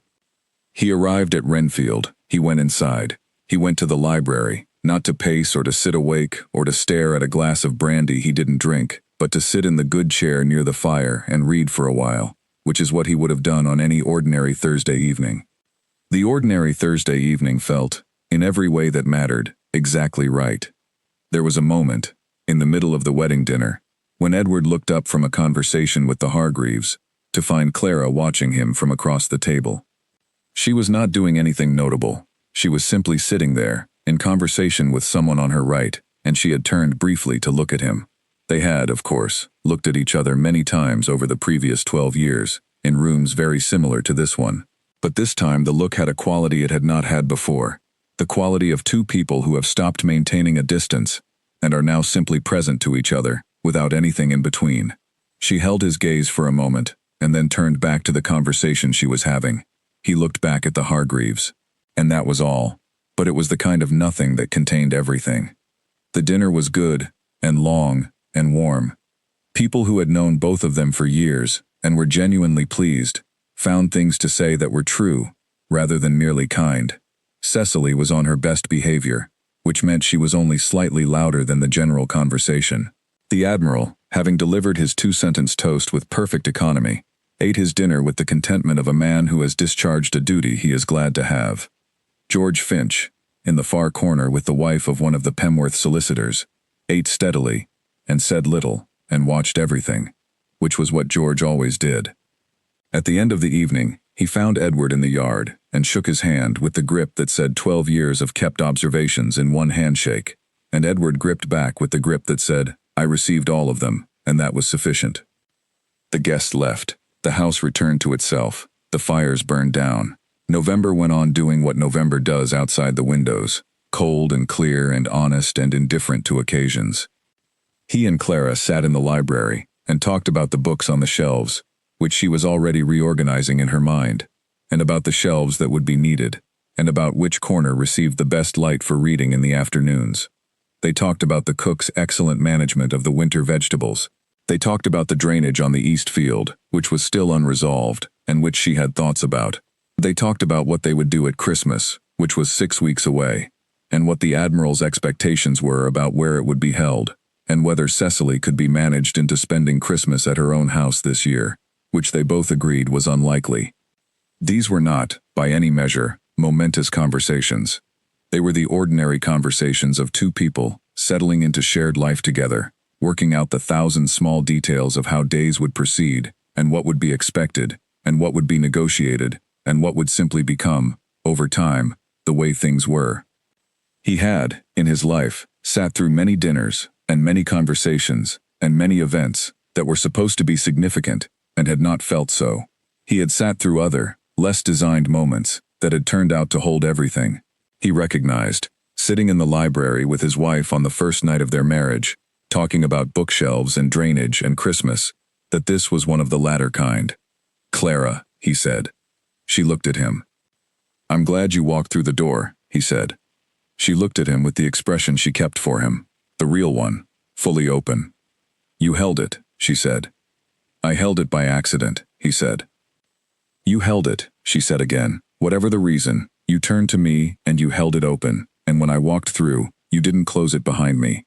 He thought about this, about the 30 seconds on the terrace that had been 12 years arriving all at once, about the joke that had turned out to be the most honest thing he had ever said.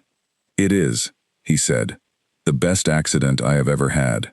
She smiled, not the small, private, managed smile of 12 years of friendship at a careful distance. The full one. The one she had been keeping.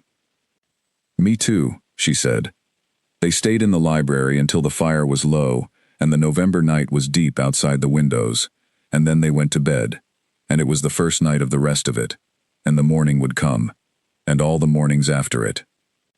Outside, the November stars moved on their long, patient arcs above Derbyshire. The old bridge 3 miles east sat in the dark, dry for now, waiting for the April floods. The farmland lay still and silver under the stars, the same farmland that had separated 2 estates for 4 generations, without being anything more than farmland. The distance between the 2 houses, which had been 3 miles for 12 years, was now nothing at all. The joke had been a door. She had not laughed. He had meant it, in the end, with his whole heart, and she had known he would. And here they were. That was the whole of it. That was all of it. And it was exactly enough. And they were exactly happy. And the rest of their life was waiting just on the other side of that first good morning. Patient as Derbyshire. Patient as she had been. Patient as everything that was always going to be true. The Sunday morning ride had been their ritual for a decade. A habit so fixed that on the rare occasions when one of them could not make it, the other rode alone, but felt the absence of the company as a thing in itself. A negative space, where something expected should have been. That particular Sunday, 4 days after the garden party, and 2 days after the first uncomfortable cup of tea, Edward rode out at his usual time, and found himself, without having decided to, on the road that ran past the Pemworth Eastern Gate. Clara was already there. Not waiting, exactly. She was at the gate itself, checking something about the latch, which had apparently been stiff all summer, and which she had been meaning to have attended to. She heard the horse, and looked up. "I thought," she said, "that you might be on this road." "The South Fields needed checking," he said. "The South Fields," she said, "are on the other side of Renfield." He dismounted. He held his horse. He looked at her in the early morning light, which was still golden and soft, despite the beginning of September. "I know," he said. She looked back at him steadily. She had the patience of someone who had decided a long time ago to let things come at their own pace. "Shall we ride?" she said. "Yes," he said. They rode the usual route, the long loop around the North Fields and back through the village, and along the river and up the eastern ridge, where, on clear days, you could see for 8 miles in every direction. It was a clear day. They could see for 8 miles. He was aware, riding beside her, of a specific quality of difference from every other Sunday morning. The difference was not in the route, or the weather, or the conversation, which was the usual kind. Easy, ranging, sometimes substantive and sometimes not. The difference was in what was no longer being carefully not said. The subject had been introduced, at Lady Sutton's terrace, by accident or by some reckless necessity that he could not entirely explain, and now it existed between them, with a presence it had not had before. Not a pressure exactly, more like a door that had been opened and was now simply open, allowing the air to move between 2 rooms that had previously been separate. They stopped at the eastern ridge and looked at the 8 miles. "I should tell you," Clara said, without preamble, in the way she always said things she had decided to say, "that I am not expecting anything particular from you right now. The garden party happened. I said what I said. You are clearly thinking about things. I am not going to press you while you're thinking." He looked at her profile. The morning light was very clear, and she looked exactly as she always looked. Steady, self-contained, entirely her own person. "You have always," he said, "been more thoughtful about my comfort in this than I have been about yours." She turned to look at him. "That's an accurate assessment," she said. "I'm sorry for it," he said. "Don't be sorry about the past," she said. "Just do better from here." "I will," he said. She turned back to the view. "Good," she said. "Then let's ride back. I need to speak to my father about the eastern boundary before noon." They rode back. The morning continued being a Sunday morning, with all the usual qualities of Sunday mornings in Derbyshire in early September. And yet something had been said, in that exchange on the ridge, that had not been said before. He had apologized, and she had accepted it, and they had moved forward, which was the shape of things between 2 people who knew each other well enough not to require the long performance of reconciliation. He rode home satisfied in a way he had not been in days. The difficulty with the estate during those weeks was that it continued requiring attention regardless of his personal state, which was one of the things Edward had come to appreciate about having something large and complex to manage. The world of tenants and accounts and seasonal decisions and the practical machinery of a working estate had no patience for a man's interior weather.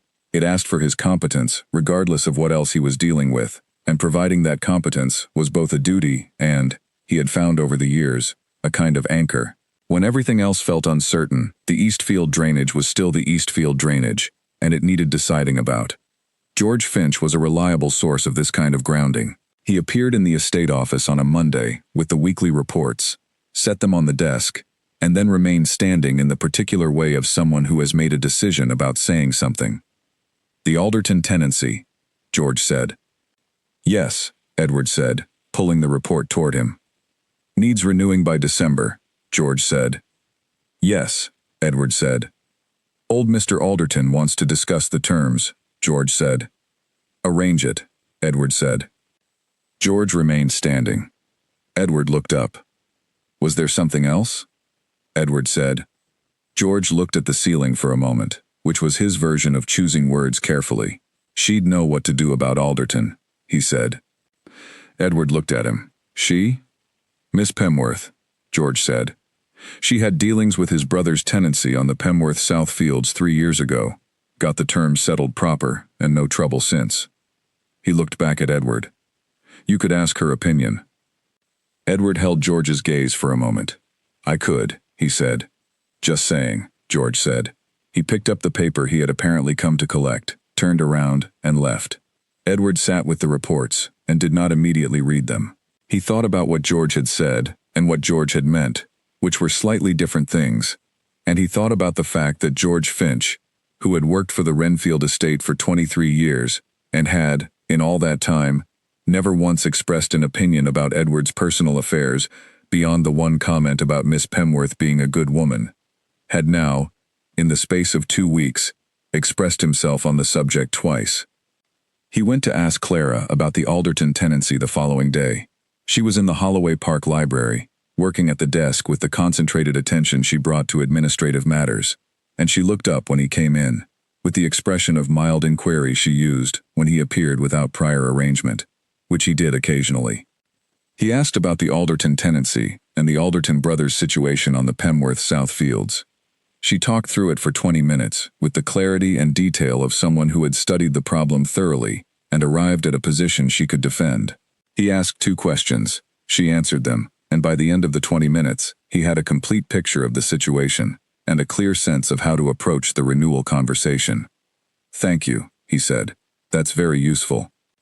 The key with Alderton, she said, is that he responds better to options than to terms. If you present him with 2 or 3 arrangements and ask which he prefers, he'll choose one and feel satisfied with the outcome. If you present one arrangement and ask him to agree, he'll argue. I'll remember that, he said. She went back to her papers. He had come for information about a tenancy and had it. He could leave. He sat down in the chair across from her desk and picked up a journal that was on the side table, a farming periodical of some kind, and looked at it without reading it. She let him sit there. She went back to her work. They were, for the better part of an hour, in the same room, doing different things, in the companionable silence that had always been one of their great shared resources. He left at 3:30 and rode home, thinking about options versus terms, and about the 20 years the Alderton family had been on that land, and about what Clara had said about her father approaching things, and about how easily she had given him something useful without making a production of it, the way she always gave things. He managed the Alderton conversation successfully the following week. He presented options. Alderton chose the middle one and was satisfied. George Finch noted this outcome with the expression of a man who had expected it. Cecily arrived at Renfield on the 2nd Saturday of October, which was 3 days earlier than she had said she would arrive, and 5 days earlier than Edward had been hoping. She brought with her a friend, a widow named Mrs. Lansing, who had opinions about house refurbishment, and shared them with Cecily's thoroughness, and she brought her lists, which were several pages long, and covered the wedding in a level of organizational detail that would have been admirable if it had been organized around what Clara wanted, rather than what Cecily thought Clara ought to want. Edward loved his aunt. He had always loved his aunt. She was, underneath the management and the large hats and the direct questions, a woman of genuine warmth who had been worrying about him since he was 9 years old, and who expressed her worry by trying to arrange things into a satisfactory order. He received all of this with the tolerance of long acquaintance and the affection that persisted underneath the tolerance. He also, over the course of those first 2 days, very quietly arranged a meeting between Cecily and Clara. The meeting took place at Holloway Park on Monday. Edward was not present. That was part of the arrangement. He had suggested to Clara that she might like to meet Cecily for tea, and had suggested to Cecily that she visit Holloway Park to discuss the wedding details with the woman who was actually getting married, and had then removed himself from the situation and trusted Clara to manage it. She managed it with the efficiency he had expected. Cecily returned from the Monday tea with the firm conviction that a smaller, more intimate wedding was the obviously superior choice, more elegant, more meaningful, more in keeping with the character of the occasion. She told Edward this over dinner, with the air of someone sharing an important insight she had arrived at herself. "Very sensible," Edward said. "I thought so," Cecily said. He said nothing further. Later, in the week, he asked Clara what questions she had asked. She listed them. They were, as advertised, the kind of questions that led a person to their own conclusions, without the questioner having appeared to push anything. She had the technique of a skilled conversationalist, and the ethics to deploy it in the service of outcomes that were good for everyone. "You're going to be," he said, "an excellent manager of people." "I already am," she said, pleasantly. "I know," he said. "I'm going to benefit from this enormously." "I'm aware," she said. He thought about this on the ride home. He thought about the 12 years of Sunday mornings, and letters, and chess games, and all the ways in which Clara had been, consistently and without announcement, one of the most capable people he knew. He had always known this. He had simply, for a while, been slow to understand all the ways in which it was relevant to him personally. He was not going to be slow anymore. There was a letter from his school friend, Wakefield, who had married young and well and lived in the north of England, and wrote infrequently, but always substantively. Wakefield's letter arrived in the second week of October, and said, among other things, "I always thought it would be her. I don't know why exactly. Something in the way you talked about things," she had said. "You didn't talk about her the way a man talks about a friend. You talked about her the way a man talks about something important that he hasn't decided what to do about yet." Edward read this twice and then set it aside, not because it was wrong, but because it was right, and he had already been spending 2 weeks being honest with himself about exactly this, and Wakefield's observation, while welcome, did not add anything new to the picture. What it did do was remind him that his interior weather had been visible, to the people who had known him well and paid attention, for considerably longer than he had been willing to acknowledge. He had thought himself reasonably opaque. He was, apparently, not. Clara had seen it. His mother had probably seen it. George Finch had certainly seen something, if his 2 recent comments were any guide, and now Wakefield, from the north of England, had seen it well enough to have thought it without saying it for years. He wrote back to Wakefield a letter that was warmer than his letters usually were, because he was practicing warmth, and which said that yes, it was her, and yes, he should have known sooner, and that he was very glad of how things had turned out. He sent it, and felt, sending it, the specific satisfaction of having said a true thing to someone he had been less than entirely honest with for many years. In the last week of October, 2 days before the formal announcement was due to appear in the Times, Edward went to Holloway Park in the evening. He had not told Clara he was coming. He rode the 3 miles in the late October dusk, the last of the light going on the farmland, and arrived at the Pemworth Gate, in a state that he was not going to call nervousness, and that felt very much like nervousness. The butler showed him to the sitting room. The Admiral was reading by the fire, and looked up when Edward came in, with the measured expression he always brought to Edward's presence. Not hostile, not warm, simply assessing. "Edward," he said. "Admiral," Edward said. "I came to speak to Clara, but I wanted to speak to you first, if you have a moment." The Admiral set down his book. He gestured to the chair across from him. Edward sat. "I know," Edward said, "that I am late to this. I know that Clara has been, that a good deal of time has passed. I know that I should have been clearer earlier. I'm not going to offer you a long explanation of why I wasn't, because the explanation doesn't make it better. What I can tell you is that I am clear now, and that I intend to spend the rest of my life being clear about this, and that I will not take her for granted." The Admiral looked at him for a long moment. "She told me," the Admiral said, "when she was about 24, that she thought she might be in love with you. She didn't say it like a complaint. She said it like she was reporting a fact about the weather." He paused. "She also said that she wasn't going to do anything about it unless you came to it yourself. She said she wasn't going to make it easy for you to take something without deciding you wanted it."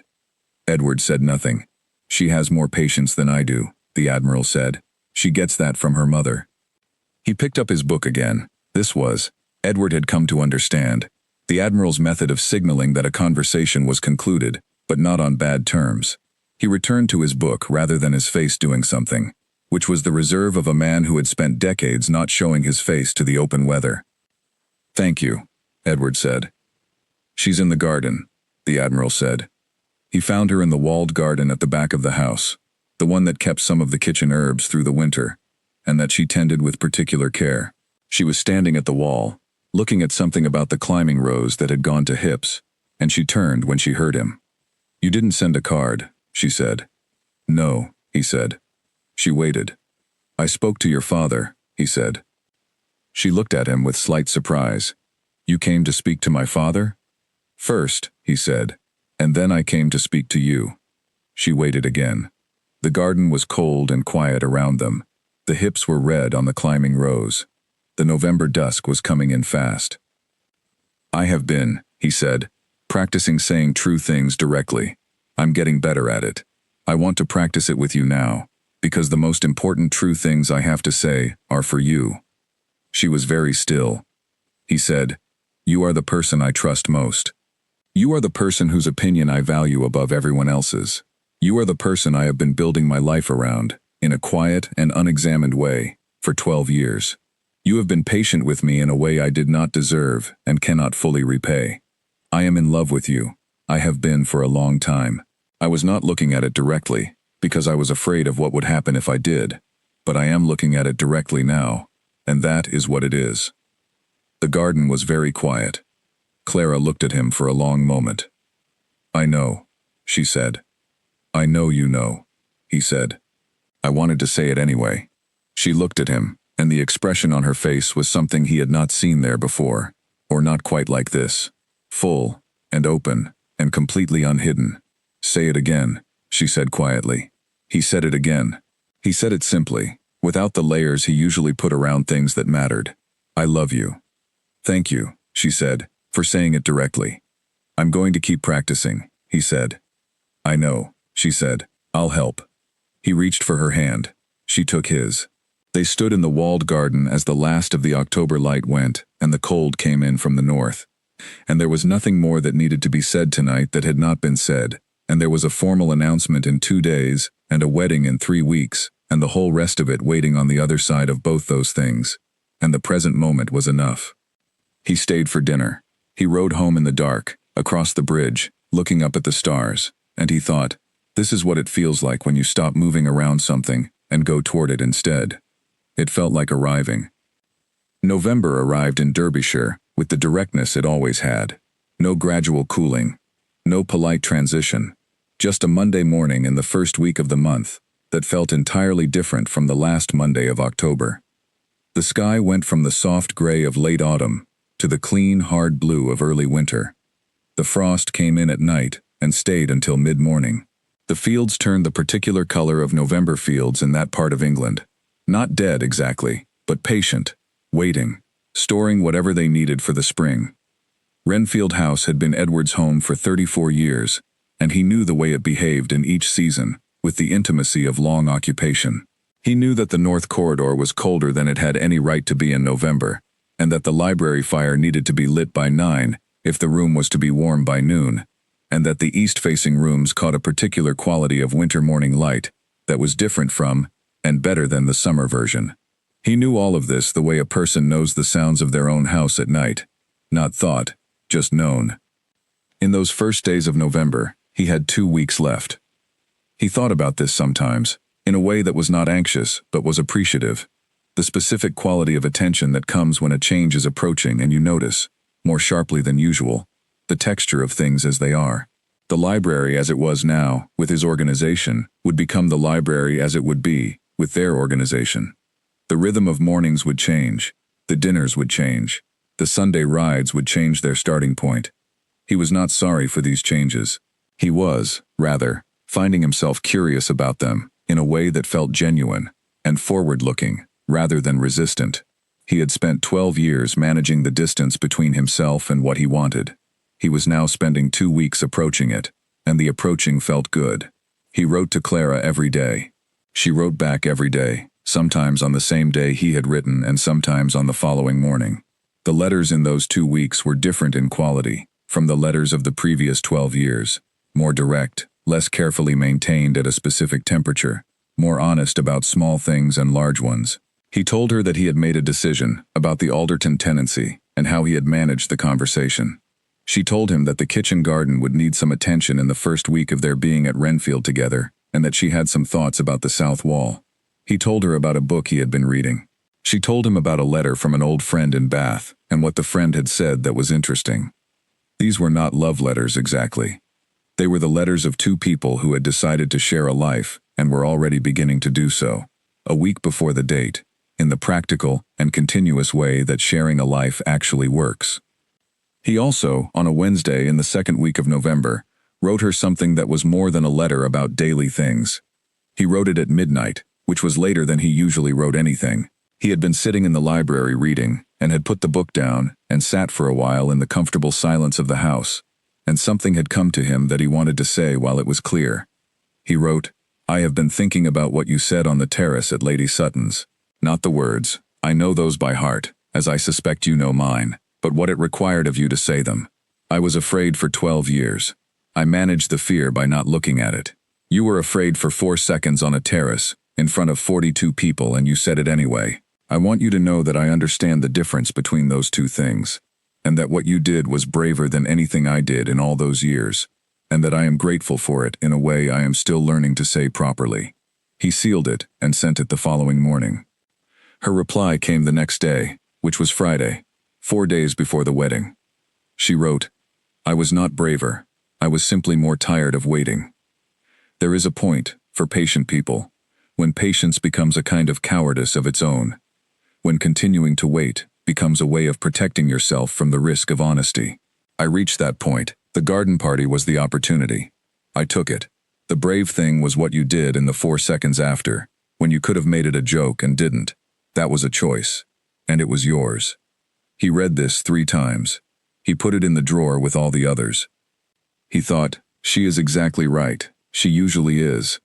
He thought, the rest of my life is going to involve being exactly right by her, and losing arguments to her excellent precision, and being corrected by her fair and gentle logic, and being the better for all of it. He thought, good. On the Saturday before the wedding, the last Saturday before everything changed, he did something he had not done in 12 years. He rode the full circuit of the Renfield estate alone, starting at first light, and not returning until the afternoon. He had done this when he had first inherited the title, as a young man learning what he had been given. He had ridden every boundary, looked at every field, understood the physical reality of the thing he was now responsible for. He had done it then as an act of assumption, taking on what was his. He did it now as something different, a conversation with the place maybe, or simply the need to be in the open air for a long morning, before the shape of his life changed. The estate was at its November best. Everything stripped back to essentials, the hedgerows bare and clean, the sky enormous, the land doing what November land does, which is to reveal itself honestly, without any of the summer's softening. He could see the shape of things in November that he could not see in August. The lay of the land, the logic of the drainage, the way the fields related to each other, the paths that had been made by generations of people walking the same routes because those routes were correct. He rode to the eastern boundary, which ran along the lane that led toward Holloway Park. He sat on his horse at the boundary line and looked east, where the lane turned and the Pemworth land began. 3 miles. That was all it had ever been. 3 miles of Derbyshire farmland between 2 estates that had been neighbors for generations, and across those 3 miles he had ridden every Sunday for 12 years and written letters every week, and argued about books and played chess, and gradually, and without acknowledging it, been building the central relationship of his adult life. He thought about his father, who had loved his mother through consistent small acts over 40 years, without ever having been particularly eloquent about it. He thought about what his mother had said, that the third proposal had worked, because the man had stopped trying to say it correctly, and had simply said it, imperfectly and honestly. He thought about the way love, that is not announced, still structures a life around itself, invisible, but present in every decision about where to be, and what to attend, and who to write to when things mattered. He understood now, in love with Clara Pemworth since approximately the second Sunday morning ride, which had been 12 years ago, and he had built his entire adult life around that fact while refusing to look at it. The refusal had been a form of self-protection that had also been a form of limitation. He had managed the limitation by maintaining the friendship, which had given him access to what he needed while keeping the thing unnamed and therefore safe. She had been patient with this for 8 years, carrying her own version of the same thing in a different direction, not naming it because he hadn't, keeping it manageable by keeping it quiet. And then she had stopped keeping it quiet. On a warm afternoon in August, in front of 42 people and one slightly flat string quartet, and the world had rearranged itself in 30 seconds, and he had spent 2 months catching up to what she had already known. He was caught up now. He turned his horse and rode back toward Renfield, and the November air was cold and clear around him, and the sky was the enormous blue of November skies in that part of England, and he rode home, thinking about Monday morning, which would be the first morning of the rest of it. Monday morning arrived with the particular cold clarity of early November, and the world outside the chapel windows was exactly what it was, bare and honest and beautiful in the way of honest things. Edward had slept well, which he had not expected. He had laid out the contents of the next morning in his mind before going to sleep, and none of it had alarmed him, and he had slept deeply and woken at 6 o'clock in the dark, and lain there for a few minutes feeling, simply, ready. He dressed. Arthur helped with the coat, which was exactly right, and said 3 words, "You look well," which were the words Edward had asked for, rather than the longer version of the thing Arthur might have said on another morning. He went downstairs. He ate breakfast in the quiet dining room, with the sound of Mrs. Hartley managing the kitchen on the other side of the door. He drank 2 cups of tea. Then he walked to the chapel. The path through the Renfield grounds was familiar to him in the way of paths walked many times, and yet the familiar path had a different quality this particular morning. Not dramatic, not transformed, but paying attention to itself. The frost was still on the grass in the shade of the yew hedges. His breath was visible in the cold. The November sky was going from gray to blue as the sun came up behind the eastern trees. He went into the chapel. The chrysanthemums were exactly right. White and pale yellow, not overdone, present without demanding attention. The light from the east windows fell across the stone floor, in the honest angles of November morning light. The pews were beginning to fill with the 40 people who were there, because they actually knew and cared about the 2 of them, which was the right criterion, and produced the right room. He saw Cecily's restrained hat. He saw George Finch's good coat. He saw his mother's steady expression. He saw the Admiral in full dress. The vicar came to stand with him and said something quiet and practical about the order of the ceremony, and Edward listened, and then the guests settled, and the chapel was quiet, and the doors at the back opened. He saw Clara before he had fully registered the opening of the doors. He was watching for her before he was aware of watching, which was another version of the thing he had been doing for 12 years. She came in on her father's arm, in the winter cream dress with the chrysanthemums, and she walked the length of the chapel looking at him, and he looked back. He thought about the 4 seconds at Lady Sutton's, when he had stood with the joke smile, and no words, and a feeling in his chest that he now knew was the beginning of the rest of it. He thought about the first dinner at the Hargreaves, and the soup, and her gray eyes telling him that he used clever things to avoid saying what he meant. He thought about 12 years of Sunday mornings, and 12 years of letters, and 12 years of chess games. He thought about the kitchen garden, and the riding gloves, and the October evening, when he had stood in the walled garden, and said "I love you" plainly, and she had asked him to say it again. She reached the front of the chapel. The Admiral placed her hand in his, and the hand was warm, and her face was the face she kept for him. The real one, fully open, with nothing held back, and he thought, "Here you are." He thought, finally. He thought, yes. The vicar said the old words, and they said theirs, and it was done in the way that honest ceremonies are done, simply, clearly, with meaning in every part. When it was over, Edward looked at his wife. She looked at him. The laugh came out of him, quiet and surprised, because that was what the completeness of the moment required. She shook her head at him. "You would." And then she smiled the full smile, the one he had been waiting for, without knowing that was what he was waiting for. They walked out of the chapel, and into the November morning. He said, quietly, in the cold air, "I should have done this years ago." She turned to look at him with a particular expression. "You did it exactly when you were going to do it," she said. "And that is when it needed to be done." He thought about this. He had been, in these past weeks, inclined to regret the years. She was, consistently and accurately, telling him that the years were part of how it had happened, that the 12 years had not been wasted time, but the particular shape of this particular story, the specific form of how two specific people had come to this specific morning. She was right. She usually was. He offered his arm. She took it. The November day received them with the calm indifference of November days, which are beautiful and honest, and have no particular interest in the occasions of people, but are very fine to stand in all the same. The dinner was everything Clara had wanted it to be.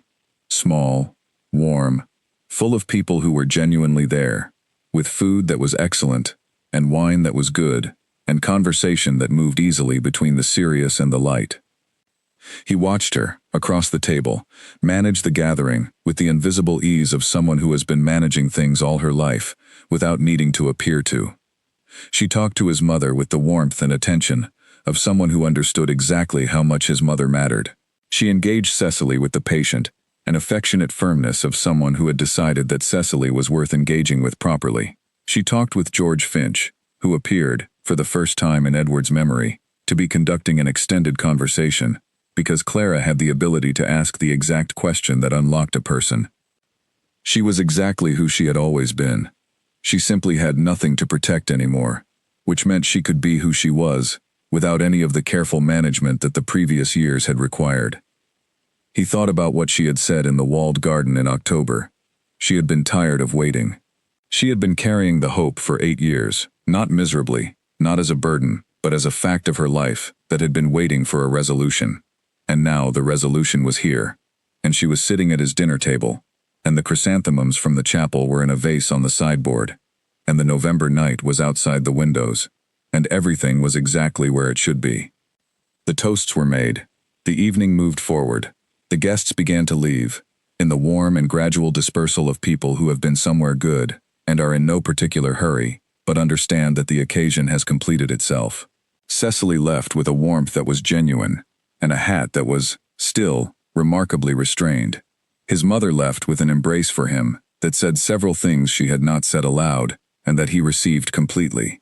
George Finch shook his hand in the yard. When the last carriage had gone down the Renfield Drive, and the night had gone completely quiet, Edward and Clara went back into the house and into the library, which was warm and lit and waiting for them. She looked at the room with the eyes of someone beginning to understand a new space that she already knew well. "I want," she said, "to move the books on the north wall by subject rather than acquisition order." "The acquisition order," he said, "has been in place since my grandfather."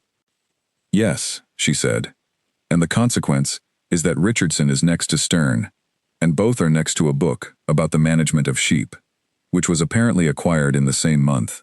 I think we can do better." He looked at the north wall. She was entirely right about Richardson and Sterne and the sheep book. "Fine," he said, "but I want to keep the east wall as it is." She considered. "What's on the east wall?" "Things I reread," he said. She nodded. "That's reasonable," she said. "The east wall stays." They negotiated the library for another few minutes, in the specific way of two people who have been in many rooms together, but never before in the same room, on the same terms, and it was both ordinary and entirely new. He made tea. She had never seen him make tea. He did it in the kitchen because Mrs. Hartley had gone to bed and he did not require assistance for tea, and Clara sat at the kitchen table and watched him with an expression of mild interest. "You can actually make tea," she said. "I have been making tea for myself late at night for 12 years, he said. "The kitchen is not unfamiliar territory." "I know how to make tea also," she said. "Then tomorrow morning," he said, "you can make the tea." "Agreed," she said. They drank the tea at the kitchen table, because neither of them felt the need to return to the library to finish the tea, and then they went to bed, and it was the first night of the rest of it, and the house was quiet, and November was outside doing what November does, and the morning would come in a few hours, and be perfectly ordinary, and also nothing of the kind. In the days and weeks that followed, Edward kept noticing things. This was a new habit, or rather the uncovering of an old one. He had always been an observer, but he had applied his observational gifts carefully, away from the subject that mattered most. And now the barrier was gone, and he was paying full attention. He noticed that Clara woke earlier than him, which he had not known, and was already at the writing desk when he came downstairs. He noticed that she had her own system for the Morning Post, and that it was more efficient than his. He noticed that she had an opinion about the temperature of the library, and that the opinion was correct. It was better warm than he usually kept it. He noticed that she wrote differently in the mornings than in the afternoons, with more energy in the morning and more thoughtfulness in the afternoon, which she said was because morning writing was about clearing her head, and afternoon writing was about solving problems.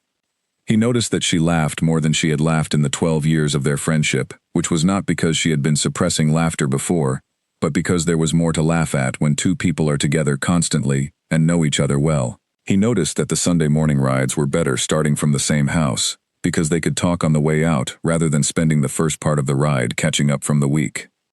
He noticed that arguing with her about estate matters was more interesting now that the stakes of the argument were different.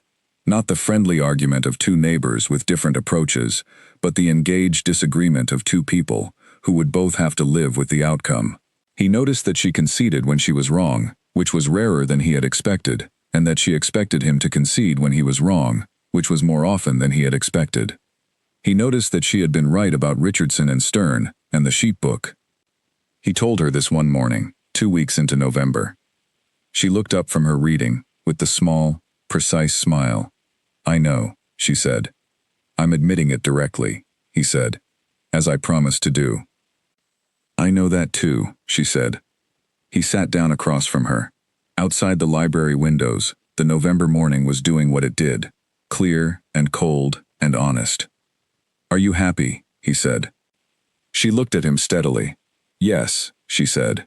"Are you?" "Yes," he said. "Good," she said. And she went back to her reading. This was, he thought, exactly the right conversation about happiness. Not a long examination of it, not a performance of it, but a direct and honest answer to a direct and honest question, with the implicit understanding that the topic could be revisited as needed and would in all probability remain the same. He went to find George Finch about the Eastfield drainage, which still required attention and was not going to attend to itself. Somewhere in the distance, across 3 miles of patient Derbyshire farmland, the old bridge sat dry in the November air, waiting for the spring floods that would come in April as they always had, as reliable as anything in a life where most things were less certain. The floods would come, and the bridge would be briefly impassable, and both estates would manage, as they always had managed, and sometime in May, when the water went down, one of the farm workers would mention that the bridge probably ought to be repaired before next spring, and someone would say that was a good point, and nobody would get around to it. Some things are like this. They are fine as they are. He and Clara were, he thought, riding back from George Finch and the Eastfield drainage in the December afternoon, very much going to be fine as they were. He had proposed to her as a joke. She had not laughed. He had meant it, in the end, with his whole heart and his whole self. She had known he would. And that was the whole of it, and it was everything. The weeks after the wedding had a quality Edward had not anticipated. He had expected change, obvious change, the change of someone new in his house, the change of rhythms and routines adjusting to accommodate a second person. What he had not expected was how little of it felt like adjustment and how much of it felt like arrival, as though the previous arrangements had been provisional, had been waiting for this. And what was happening now was simply the house and the days settling into their proper configuration. Clara moved through Renfield with the ease of someone who had been a guest here many times and was now home. She knew where things were. She had always known where things were, because she was the kind of person who noticed the arrangement of rooms and remembered them, and because she had sat in the library and the drawing room and the dining room and the garden of Renfield House on enough occasions over 12 years, that the house was familiar to her in the bone-deep way that familiar places are familiar. What was different was the quality of the familiarity, not visitor familiar but resident familiar, which is a different and more settled thing. She reorganized the north wall of the library. This took 2 days, and Edward helped, and they argued about 3 books whose correct placement was genuinely uncertain and resolved all three arguments by creating a fourth category that had not previously existed and that accommodated the difficult cases. The reorganized north wall was, he admitted privately and then aloud when she asked directly, considerably better than the original. I know, she said. I said so, he pointed out. You said considerably better, she said. I know it is. What I'm waiting for is, you were right from the beginning. He looked at her. She looked back with the small, precise smile. You were right from the beginning, he said. Thank you, she said. That was not as difficult as you made it look. He went back to the book he had been holding for the past 5 minutes, and did not say anything further. But he was smiling, and she knew it, because she noticed everything. The first Sunday morning ride from Renfield together was different from 12 years of Sunday morning rides in the way that arriving is different from approaching. For 12 years, they had met on the road, or at the Pemworth Gate, and ridden the circuit, and then gone to their separate houses. Now they went out together from the same stable yard, in the same direction, and came back to the same house, and this was so much simpler than the alternative, that Edward did not understand, riding back along the river path in the November light, how he had managed the more complicated version for as long as he had. He said this aloud.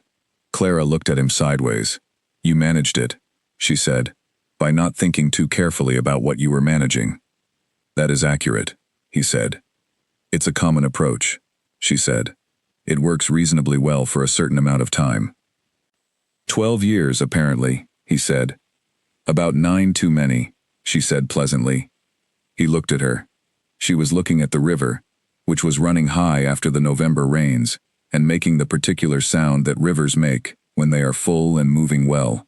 She was wearing the dark coat she had always worn for riding, and her hair was slightly disordered by the wind, and she looked exactly as she always looked on Sunday mornings, which was entirely herself. 3 years, he said. She looked at him. What? You said 9 too many, he said, which means you think 3 years would have been the right amount of time. She thought about this. Perhaps 4, she said, to be generous. 4 years, he said, from the age of 24. 26, for me, she said, since I started from a more certain position. You had 8 years of certainty, he said. I was working from a standing start. You were not working at all, she said. That was rather the issue. He laughed. She smiled. They rode back along the river in the November morning, and the argument about whether 3 years or 4 years would have been the correct timeline was not resolved, which was fine, because they had the whole of the rest of their lives for arguments that were not resolved. He thought about this later, in the afternoon, in the library. He thought about all the arguments they had had over 12 years, and how many of them had not been resolved, and how that had never prevented the next argument from beginning.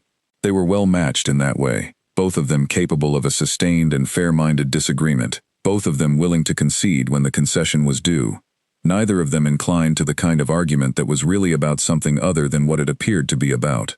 Their arguments were about what they said they were about. This was, he had come to understand, a rare quality, and one that made arguing pleasant rather than exhausting. He was looking forward to a lifetime of it. His mother came to Renfield for dinner on the second Thursday of December, which had been a habit during Edward's bachelor years. She came once a week for dinner, and they sat and talked and kept each other company in the pleasant way of parents and adult children who have found their way to being simply fond of each other, without the complications of earlier years. The habit continued, now, with Clara present, and the dynamic shifted in the specific way that things shift when a third person is added to a two-person arrangement. Not worse, simply different, and in this case better, because Clara and his mother had a natural ease with each other that produced conversations Edward had not been able to have with either of them separately. His mother told Clara the story of the 3 proposals over dinner. Edward had heard this story before, now, but he listened again, and this time he heard the parts he had missed the first time. The specific details about his father's discomfort during the 3rd proposal, the particular way the man had stopped trying to be smooth and had simply said something true, and the way his mother had believed it not despite its imprecision, but because of it. Clara listened to all of this with the full attention she gave to things that mattered. He sounds, she said, like a man who understood that sincerity and eloquence are different qualities. Exactly that, his mother said. He was never eloquent about personal things. But he was sincere, and once I understood that the sincerity was real, the lack of eloquence stopped mattering. Clara looked at Edward. He looked back. "You are," she said to him, "considerably more eloquent than your father apparently was." "I've been practicing," he said. "I know," she said. "I've been watching." His mother looked between the two of them, with the expression of a woman who is very satisfied with the way things have turned out, and is exercising considerable restraint about expressing this at length. After dinner, his mother went home through the cold December night, and Edward and Clara sat by the library fire, and Clara said, "Your mother is wonderful." "She is," he agreed. "She has been very patient with you also," Clara said, not unkindly. "She has," he agreed again. "Patience," Clara said, looking at the fire, "seems to be a quality that the people in your life have had to develop." He was quiet. "I'm going to be better at it," he said, "at not requiring so much patience." She turned to look at him. "I know," she said. "You already are." This was, he found, one of the more valuable things she did. She confirmed genuine progress when it existed, without exaggerating it, and without pretending the previous state hadn't been what it was. She was honest, in a way that was useful, rather than merely accurate. He was, he thought, going to keep learning from this for a very long time. George Finch's opinion of the marriage was expressed, in the days and weeks that followed, entirely through action, and never through speech. He reported to Mrs. Ashworth, which was what he had begun calling Clara, naturally and immediately, as though he had been calling her that for years, with the same directness he brought to Edward. He consulted her on estate matters when she was present in the estate office, which happened with increasing frequency, because Clara found the management of the estate genuinely interesting, and was good at it. He answered her questions with the same blunt precision he brought to all of his answers. On a Tuesday morning in December, Clara told Edward that she thought the Eastfield drainage solution George had been proposing for 3 years was probably correct, and that she couldn't understand why it hadn't been acted on. "Because it's expensive," Edward said. "It's expensive now," she said. "It will be considerably more expensive in 3 years, when the problem has had 3 more winters to develop." He looked at her. She looked back. "George told you this?" he said. "George presented me with the accounting," she said. "I reached my own conclusion." He sat with this. "I'll arrange the drainage work for spring," he said. "Good," she said. "I already told George you probably would." He looked at her. "You told George," he said, "that I would probably authorize work that we had not yet discussed." "I told George," she said, "that I thought the case for it was clear, and that I would raise it with you. I was fairly confident of the outcome." "Because you thought the case was clear," he said. "And because," she said, "you are not a man who ignores a clear case. You simply sometimes need someone to make sure you have seen it." He was quiet. "I hope," he said, "that you understand what you have agreed to. Between you and George, the estate is going to be managed at a considerably higher standard than I have been providing." "I'm relying on it," she said. He went to find George and authorized the drainage work. George received this information with a nod that contained within it, Edward felt, considerable satisfaction that he was not going to express directly. George was not a man who expressed satisfaction directly, but the quality of the nod was unmistakable. "Spring," Edward said. "Good," George said, and went back to the Eastfield reports. The Christmas preparations were managed with the efficiency that Clara brought to everything she managed, which meant they were thorough and sensible and completed at a reasonable pace, without drama. She made a list in early December and worked through it systematically. She had opinions about the Renfield Christmas traditions, which she had observed as a guest for several years, and had now, as a resident, the authority to adjust. Some of them she left exactly as they were. Some of them she improved by small and obvious degrees. Cecily came for Christmas. She came for 4 days, which was the length of stay that Edward had specified when extending the invitation, a specification he had never felt able to make before, and which Clara had encouraged him to make. Cecily arrived with gifts and energy, and the particular quality of a woman who is very pleased with how things have turned out, and is being relatively restrained about saying so. She and Clara got on better than Edward would have predicted, which was not better than he had hoped, but better than the situation's complexity warranted. Cecily managed Clara's opinions by treating them as intelligent inputs to a conversation she was conducting. Clara managed Cecily's energy by directing it toward useful channels. They were, by the end of the 4 days, on terms that were warmer than he had expected, and that he thought would become warmer still over time. The Admiral came for Christmas dinner on the day itself, arriving at noon and staying until the evening. He sat at the Renfield dining table, which had been his daughter's dining table for 6 weeks now, with the ease of a man who has had many dinners in many houses and knows how to be a good guest. He talked about the harbor and the weather and the Pemworth South Field and a letter he had received from an old naval colleague about affairs in the north. He ate well and drank moderately and said at the end of the evening that it had been a very good dinner. From the Admiral, this was enthusiasm. He shook Edward's hand on the way out with the same firm brevity as always and said 2 words, "Well done." And then he went to his carriage and went home. Edward stood in the doorway of Renfield House in the cold December night and felt that the 2 words were among the most satisfying things anyone had said to him in a year full of satisfying things. He went inside. Clara was in the hall, supervising the tidying that followed the departure of guests. She looked up when he came in. "Well," she said. "Your father said it had been a very good dinner," he said. "Did he?" She was smiling. "And that I had done well," he said. "He doesn't say that often," she said. "I gathered," he said. She came to stand beside him, and he put his arm around her, in the easy and unceremonious way of people who have gotten past the self-consciousness of recent nearness and arrived at the naturalness of habitual nearness. She leaned against him, briefly, and then straightened and went back to the supervision of the hall tidying. He watched her direct Mrs. Hartley's staff with the quiet efficiency she brought to everything, and thought, this is what I was afraid to want, this specific thing, this easy, ordinary, unperformed life.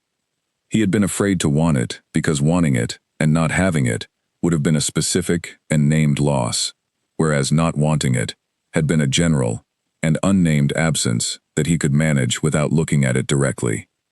He was done not looking at things directly. January arrived and brought with it the proper winter, cold and serious, the kind of cold that was honest about itself, not the tentative cold of November, but the real and settled cold of a Derbyshire January that had made up its mind. The estate hunkered down in the way of working estates in winter. The essential work continued, but the pace changed, became more deliberate, more interior. Edward had always liked January. He had always liked the way the year's reset felt, the way the calendar's beginning aligned with winter's deep point, so that the new year started not in spring's renewal but in winter's honesty, with no softening, requiring you to look at things as they were. He looked at things as they were and found them very good. He was happy. He was aware of this with the specific awareness of someone who has not previously been in possession of the thing and therefore notices it clearly, rather than taking it for granted.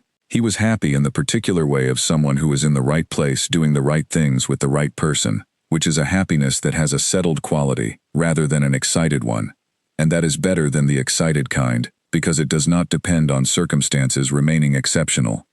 The circumstances were not exceptional. They were the ordinary circumstances of managing an estate in January. The Eastfield drainage project was being planned for spring. The accounts needed their annual review. The tenants required their winter visits. George Finch had produced a long report about the fencing on the north boundary that required a decision before the ground froze. These were the materials of an ordinary working life. Clara engaged with all of it. She had, by January, developed a clear sense of which parts of the estate management interested her and which did not, and she applied herself to the interesting parts with the focused competence she brought to everything, and was pleasant and helpful about the uninteresting parts, without pretending to find them fascinating. She was, he had concluded, one of the most practically intelligent people he had ever worked with on anything, and working with her was consistently one of the better parts of his days. She had also, in January, begun corresponding again with the friend in Bath who had written before the wedding, and the correspondence had resumed with the energy of 2 women who had been interrupted by an occasion and were now resuming the conversation. He saw these letters arrive and depart with the regularity of maintained friendship, and was glad of it. Clara was not a person who needed many close friendships. She was self-sufficient in a deep way, capable of her own company, and comfortable in it. but the ones she had were maintained with care, and the friend in Bath was one of them. He told her this one evening, in the library, that he was glad she was writing to her friend. She looked up from the letter she was writing. Why? Because, he said, I know that.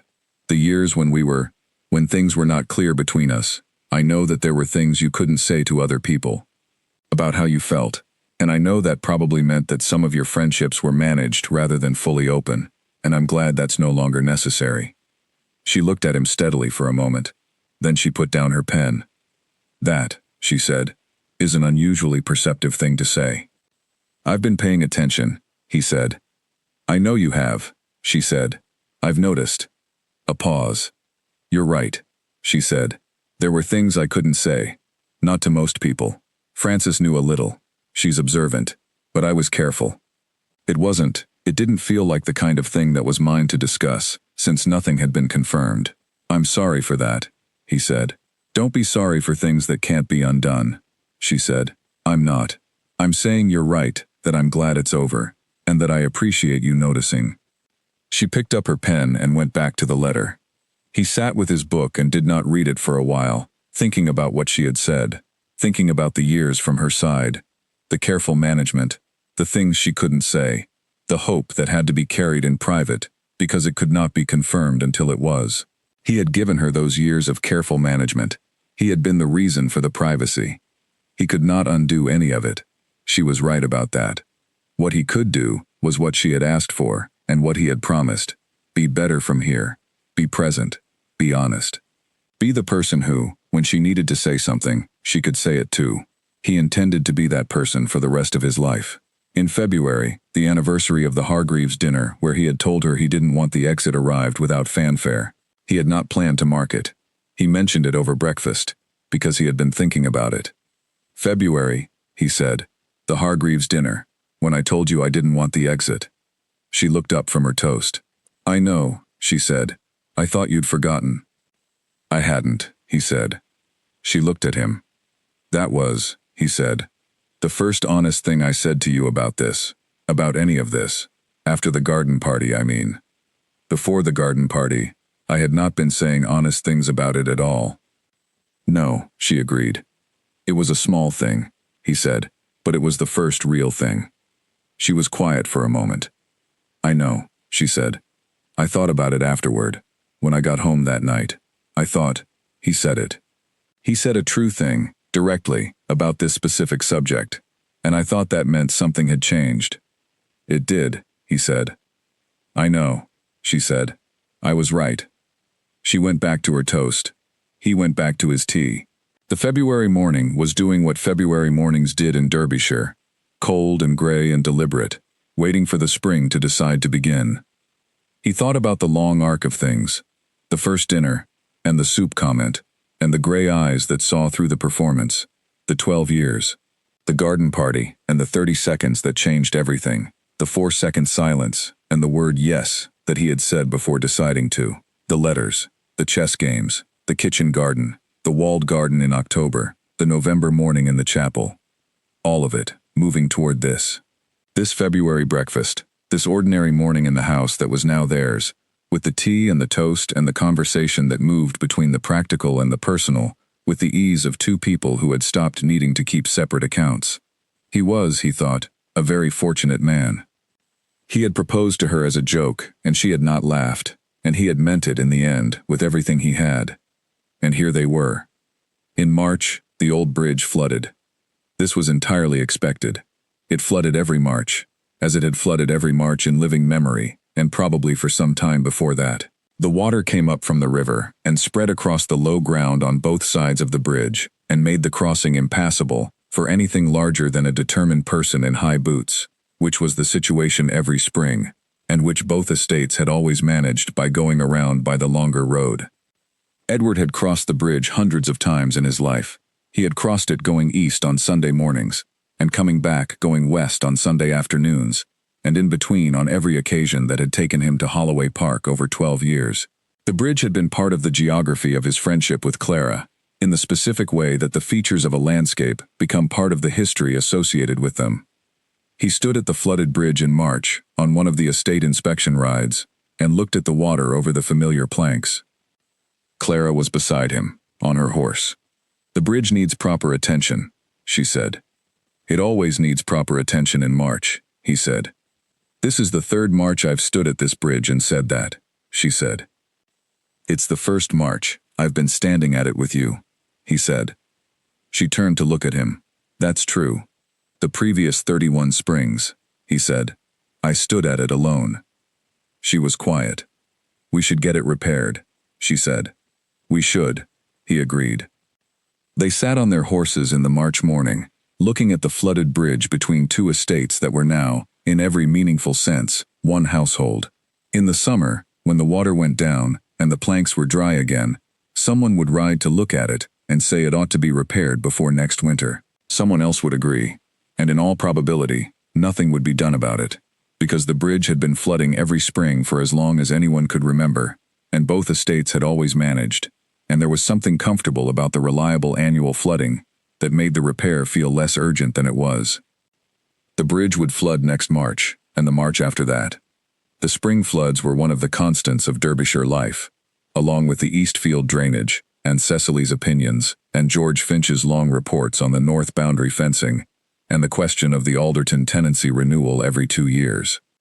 These were the materials of their life together, and they were, he had come to understand, exactly the right materials. "We'll look at the repair estimates in May," Clara said. "When the water's gone down," he agreed. "And then we probably won't do anything about it until autumn," she said. "At the earliest," he said. She smiled. He smiled.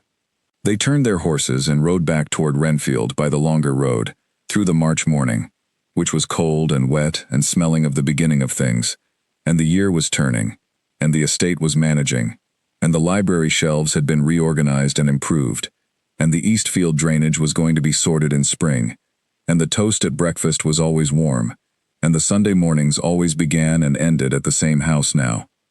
He had proposed as a joke. She had not laughed. He had meant it, in the end, in the most complete and deliberate way a person could mean anything.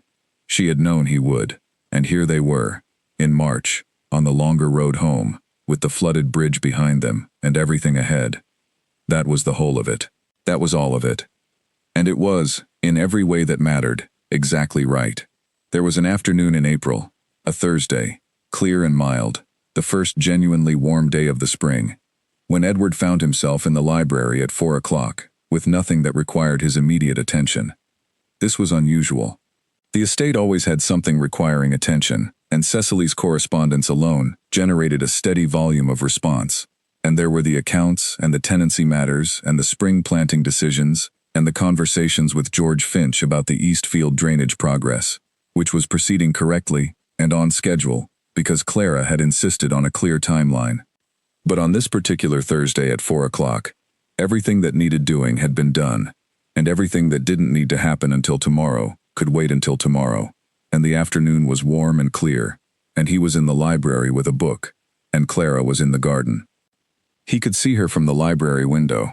She was in the walled garden, the one at the back of the house, where the climbing rose was beginning to come back after the winter, doing something with the border along the south wall that appeared to require a trowel and considerable thought. She was wearing the gardening gloves she had brought from Holloway Park, and an old coat that she wore for outdoor work, and she was completely absorbed in what she was doing. He watched her for a few minutes. She did not know he was watching, or if she did, she gave no sign of it, and Clara always gave some sign of the things she noticed. She was simply there, in the walled garden in the April afternoon, doing the things she was doing with the complete attention she brought to everything. He thought about the first time he had seen her absorbed in something, the third or fourth dinner they had attended together, years ago, when she had been deep in a conversation with someone about a botanical matter, and had not noticed him arrive at the edge of the group. He had stood there for a moment, watching her talk with a certainty and knowledge that he had found immediately interesting. He had thought, that is what she looks like when she doesn't know anyone is looking. He had thought, I want to see that more often. He had seen it a great many times since. He was seeing it now. He set down his book and went out to the walled garden. She heard his footsteps on the gravel path and looked up. I thought you were reading, she said. I was, he said. Then I wasn't. She turned back to the border. The climbing rose needs attention before it gets too much further into spring, she said. The roots want splitting. Can I help, he said. She considered this with the specific honesty she applied to all practical questions. Do you know anything about climbing roses? No, he said. You can hand me things, she said. He sat down on the stone bench along the south wall, the bench where the afternoon sun was warmest, which was the best bench in the garden in April, and which he now knew because she had shown him. And she told him what to hand her when, and he handed her what she asked for, and they were in the walled garden together for an hour, while the April afternoon did what April afternoons do. At some point, she sat back on her heels and looked at what she had done and appeared satisfied. I've been thinking, she said, pulling off one glove, about whether to plant the south corner differently this year. What would you put there? He said. She described what she had in mind. He listened, because listening to Clara talk about things she cared about was one of the better activities available to him in any given hour, and asked 2 questions. She answered them, and then asked him what he thought, which she always did when she had finished explaining something. She did not want agreement, she wanted engagement. I think, he said, considering it, that the second option is better for the light, but you know more about it than I do. I know more about plants, she said. You know more about the light on the south corner at different times of year. You've lived here longer. The east side of the south corner gets the best morning light, he said. The west side goes into shade by early afternoon, in March and April, but gets more evening light in June and July. Then the second option, she said, nodding. That's what I thought. She pulled the other glove off and looked at the south wall with the expression of someone mentally arranging the spring. He looked at her. He thought, 12 years. He thought this often, not with regret anymore, but with something that was closer to wonder. 12 years of this woman, of knowing her, and talking to her, and arguing with her, and trusting her. And all that time the simplest and most obvious thing about the situation had been right there, and he had been very carefully not looking at it. He was looking at it now. He intended to look at it for the rest of his life. Clara, he said. She turned to look at him, squinting slightly against the April afternoon sun. 12 years, he said. She looked at him steadily. I know, she said. I wasted 9 of them, he said. You didn't waste them, she said. The 9 years were how we got here. They are the particular shape of how this happened. Without them, something different would have happened, or nothing would have happened. You can't know. I know that I could have been less cowardly, he said. Yes, she agreed. You could have been, but you weren't, and here we are anyway, and I am not sorry about here. She paused. Are you?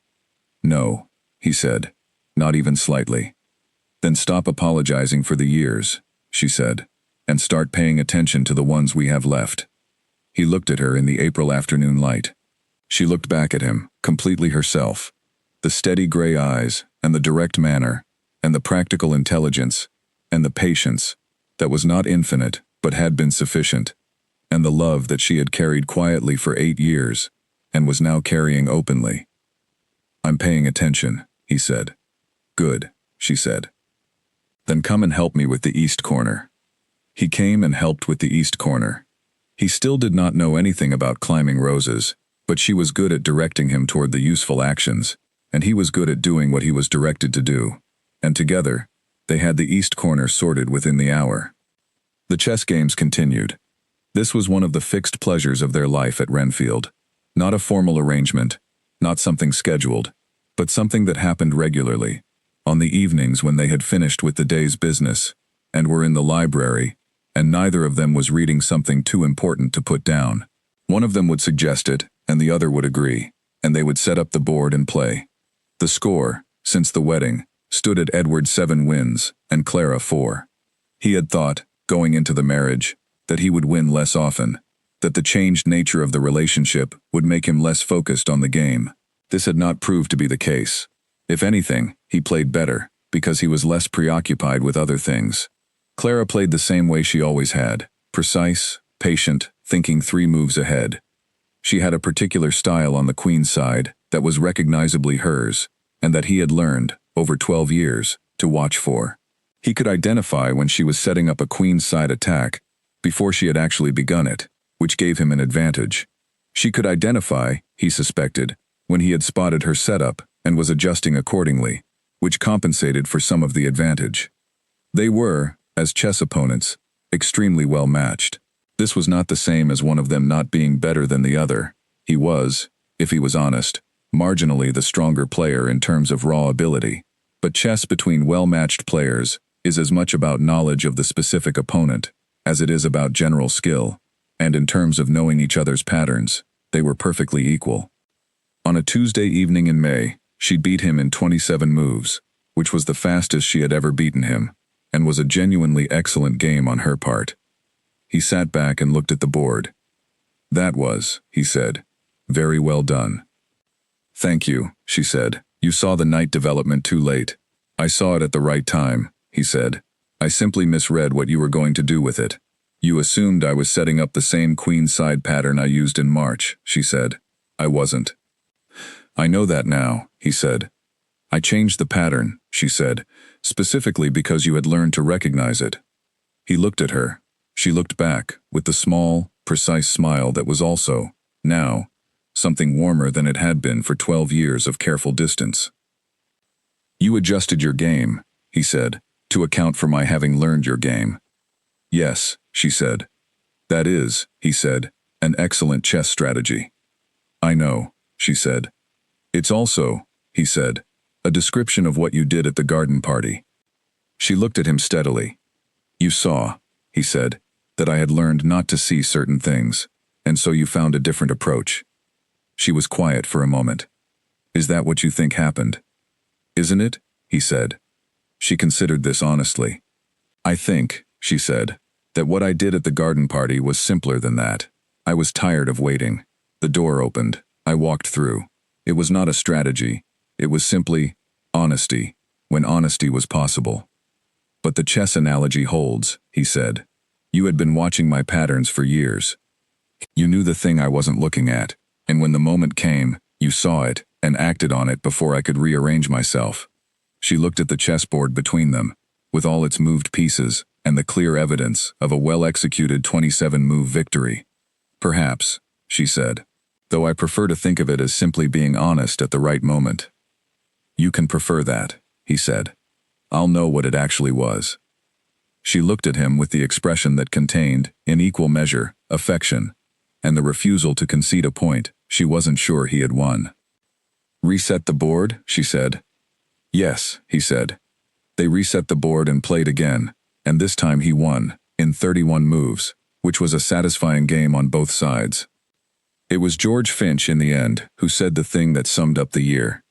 It was June, a clear, warm June morning when the estate was at its best, the fields green and purposeful, and the farmland doing what it was supposed to do. Edward was in the estate office with the summer reports, and George came in with the Eastfield drainage assessment, which was good. The work had been done in April and May, on schedule and on budget, and the field was performing better already. George set the report on the desk. He looked at it. He looked at the ceiling briefly. He looked at Edward. "Better season this year," George said. "Yes," Edward agreed. George nodded. He did not leave immediately. He was doing the thing he did when there was something else he was going to say. Edward waited. "The Eastfield," George said finally, "has needed that drainage work for 9 years. "I know," Edward said. 9 years, George said. "I mentioned it once or twice." "You mentioned it several times," Edward said. "I did," George said. He was quiet for a moment. Then, "Things are done properly now." He said nothing further. He picked up the report he had apparently brought to collect rather than deliver, and he walked out. Edward sat in the estate office for a moment after George left. The Eastfield had needed the drainage work for 9 years. George had mentioned it several times. Nothing had been done. And then Clara had looked at the accounting and asked the right question, and the work had been done, and the field was performing better. Things are done properly now. He was aware that George was not talking about the drainage. He was also aware that George was too careful a man to say directly what he meant, which was why the Eastfield drainage served as the vehicle for the observation. And the observation was simply this: something that had needed doing for a long time had been done, and the results were good, and this was the right state of affairs. Edward put down his pen. He looked out the estate office window at the June morning, The green fields, the good light, the whole working landscape of Renfield going about its summer business. He thought about the drainage. He thought about the 9 years. He thought about the woman in the walled garden, and the chess games, and the letters in the drawer, and the 4 seconds on Lady Sutton's terrace, and the 30 seconds that had changed everything, and the winter of deciding, and the November chapel, and all the mornings since that had begun and ended in the same house. Things are done properly now. Yes, he thought, they are. He picked up his pen and went back to the summer reports, because the estate required managing regardless of the satisfaction of the moment, and the Eastfield drainage was only one of several items that needed attention before noon. But he was smiling, in the way of a man who understands himself to be precisely where he should be. And the June morning was warm, and the fields were green, and the old bridge 3 miles east would flood again in the spring, and they would still not get around to repairing it, and all of this was entirely as it should be. He had proposed to her as a joke, in front of 42 people and one slightly flat string quartet, on a warm afternoon in August, and she had not laughed.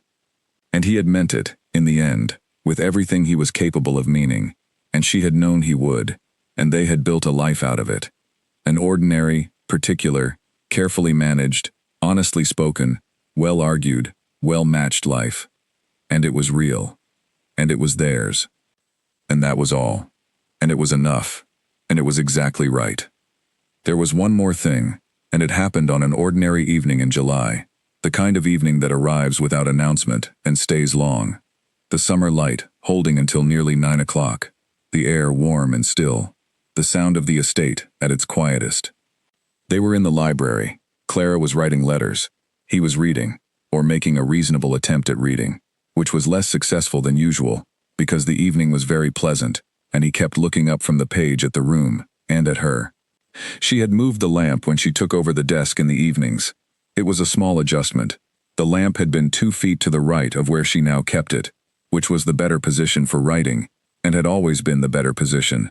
But he had simply never adjusted it. She had adjusted it on her 3rd evening at Renfield, and it had been in the right position since.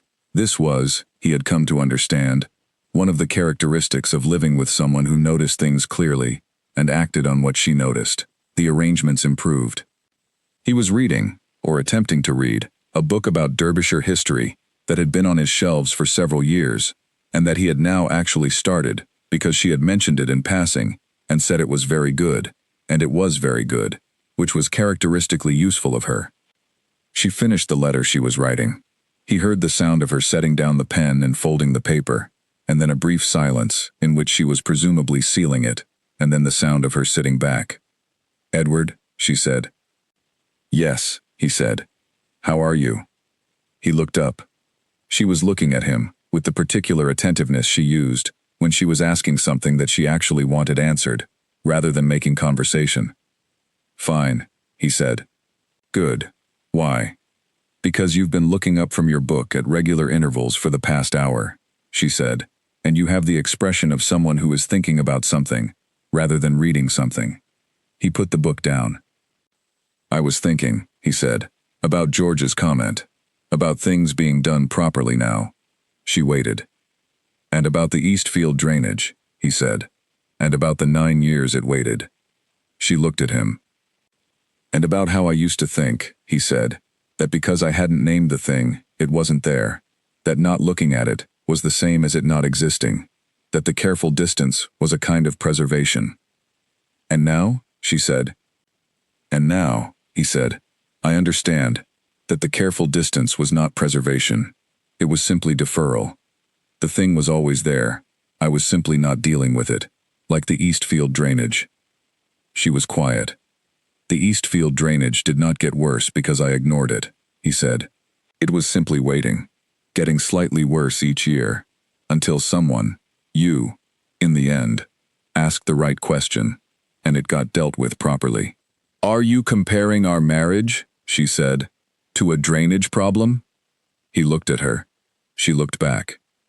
The July evening light was warm in the library windows, somewhat, he said. She was quiet for a moment.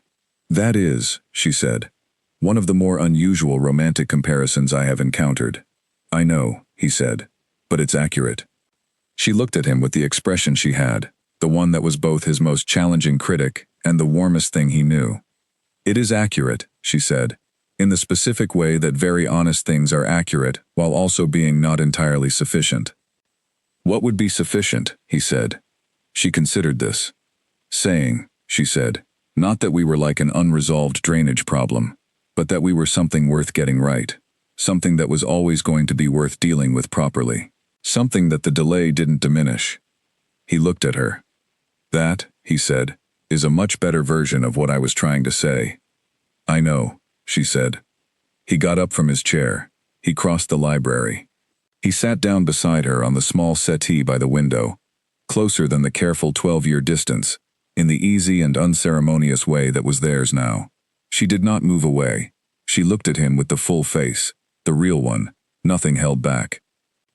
"We were something worth getting right," he said. "We are something worth getting right. I am grateful.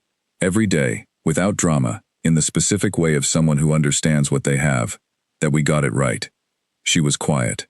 The July light moved slowly in the library windows. "I know," she said, "for the last time, for now. So am I." He took her hand. She gave it. The evening moved on outside the house in its long, warm, unhurried July way.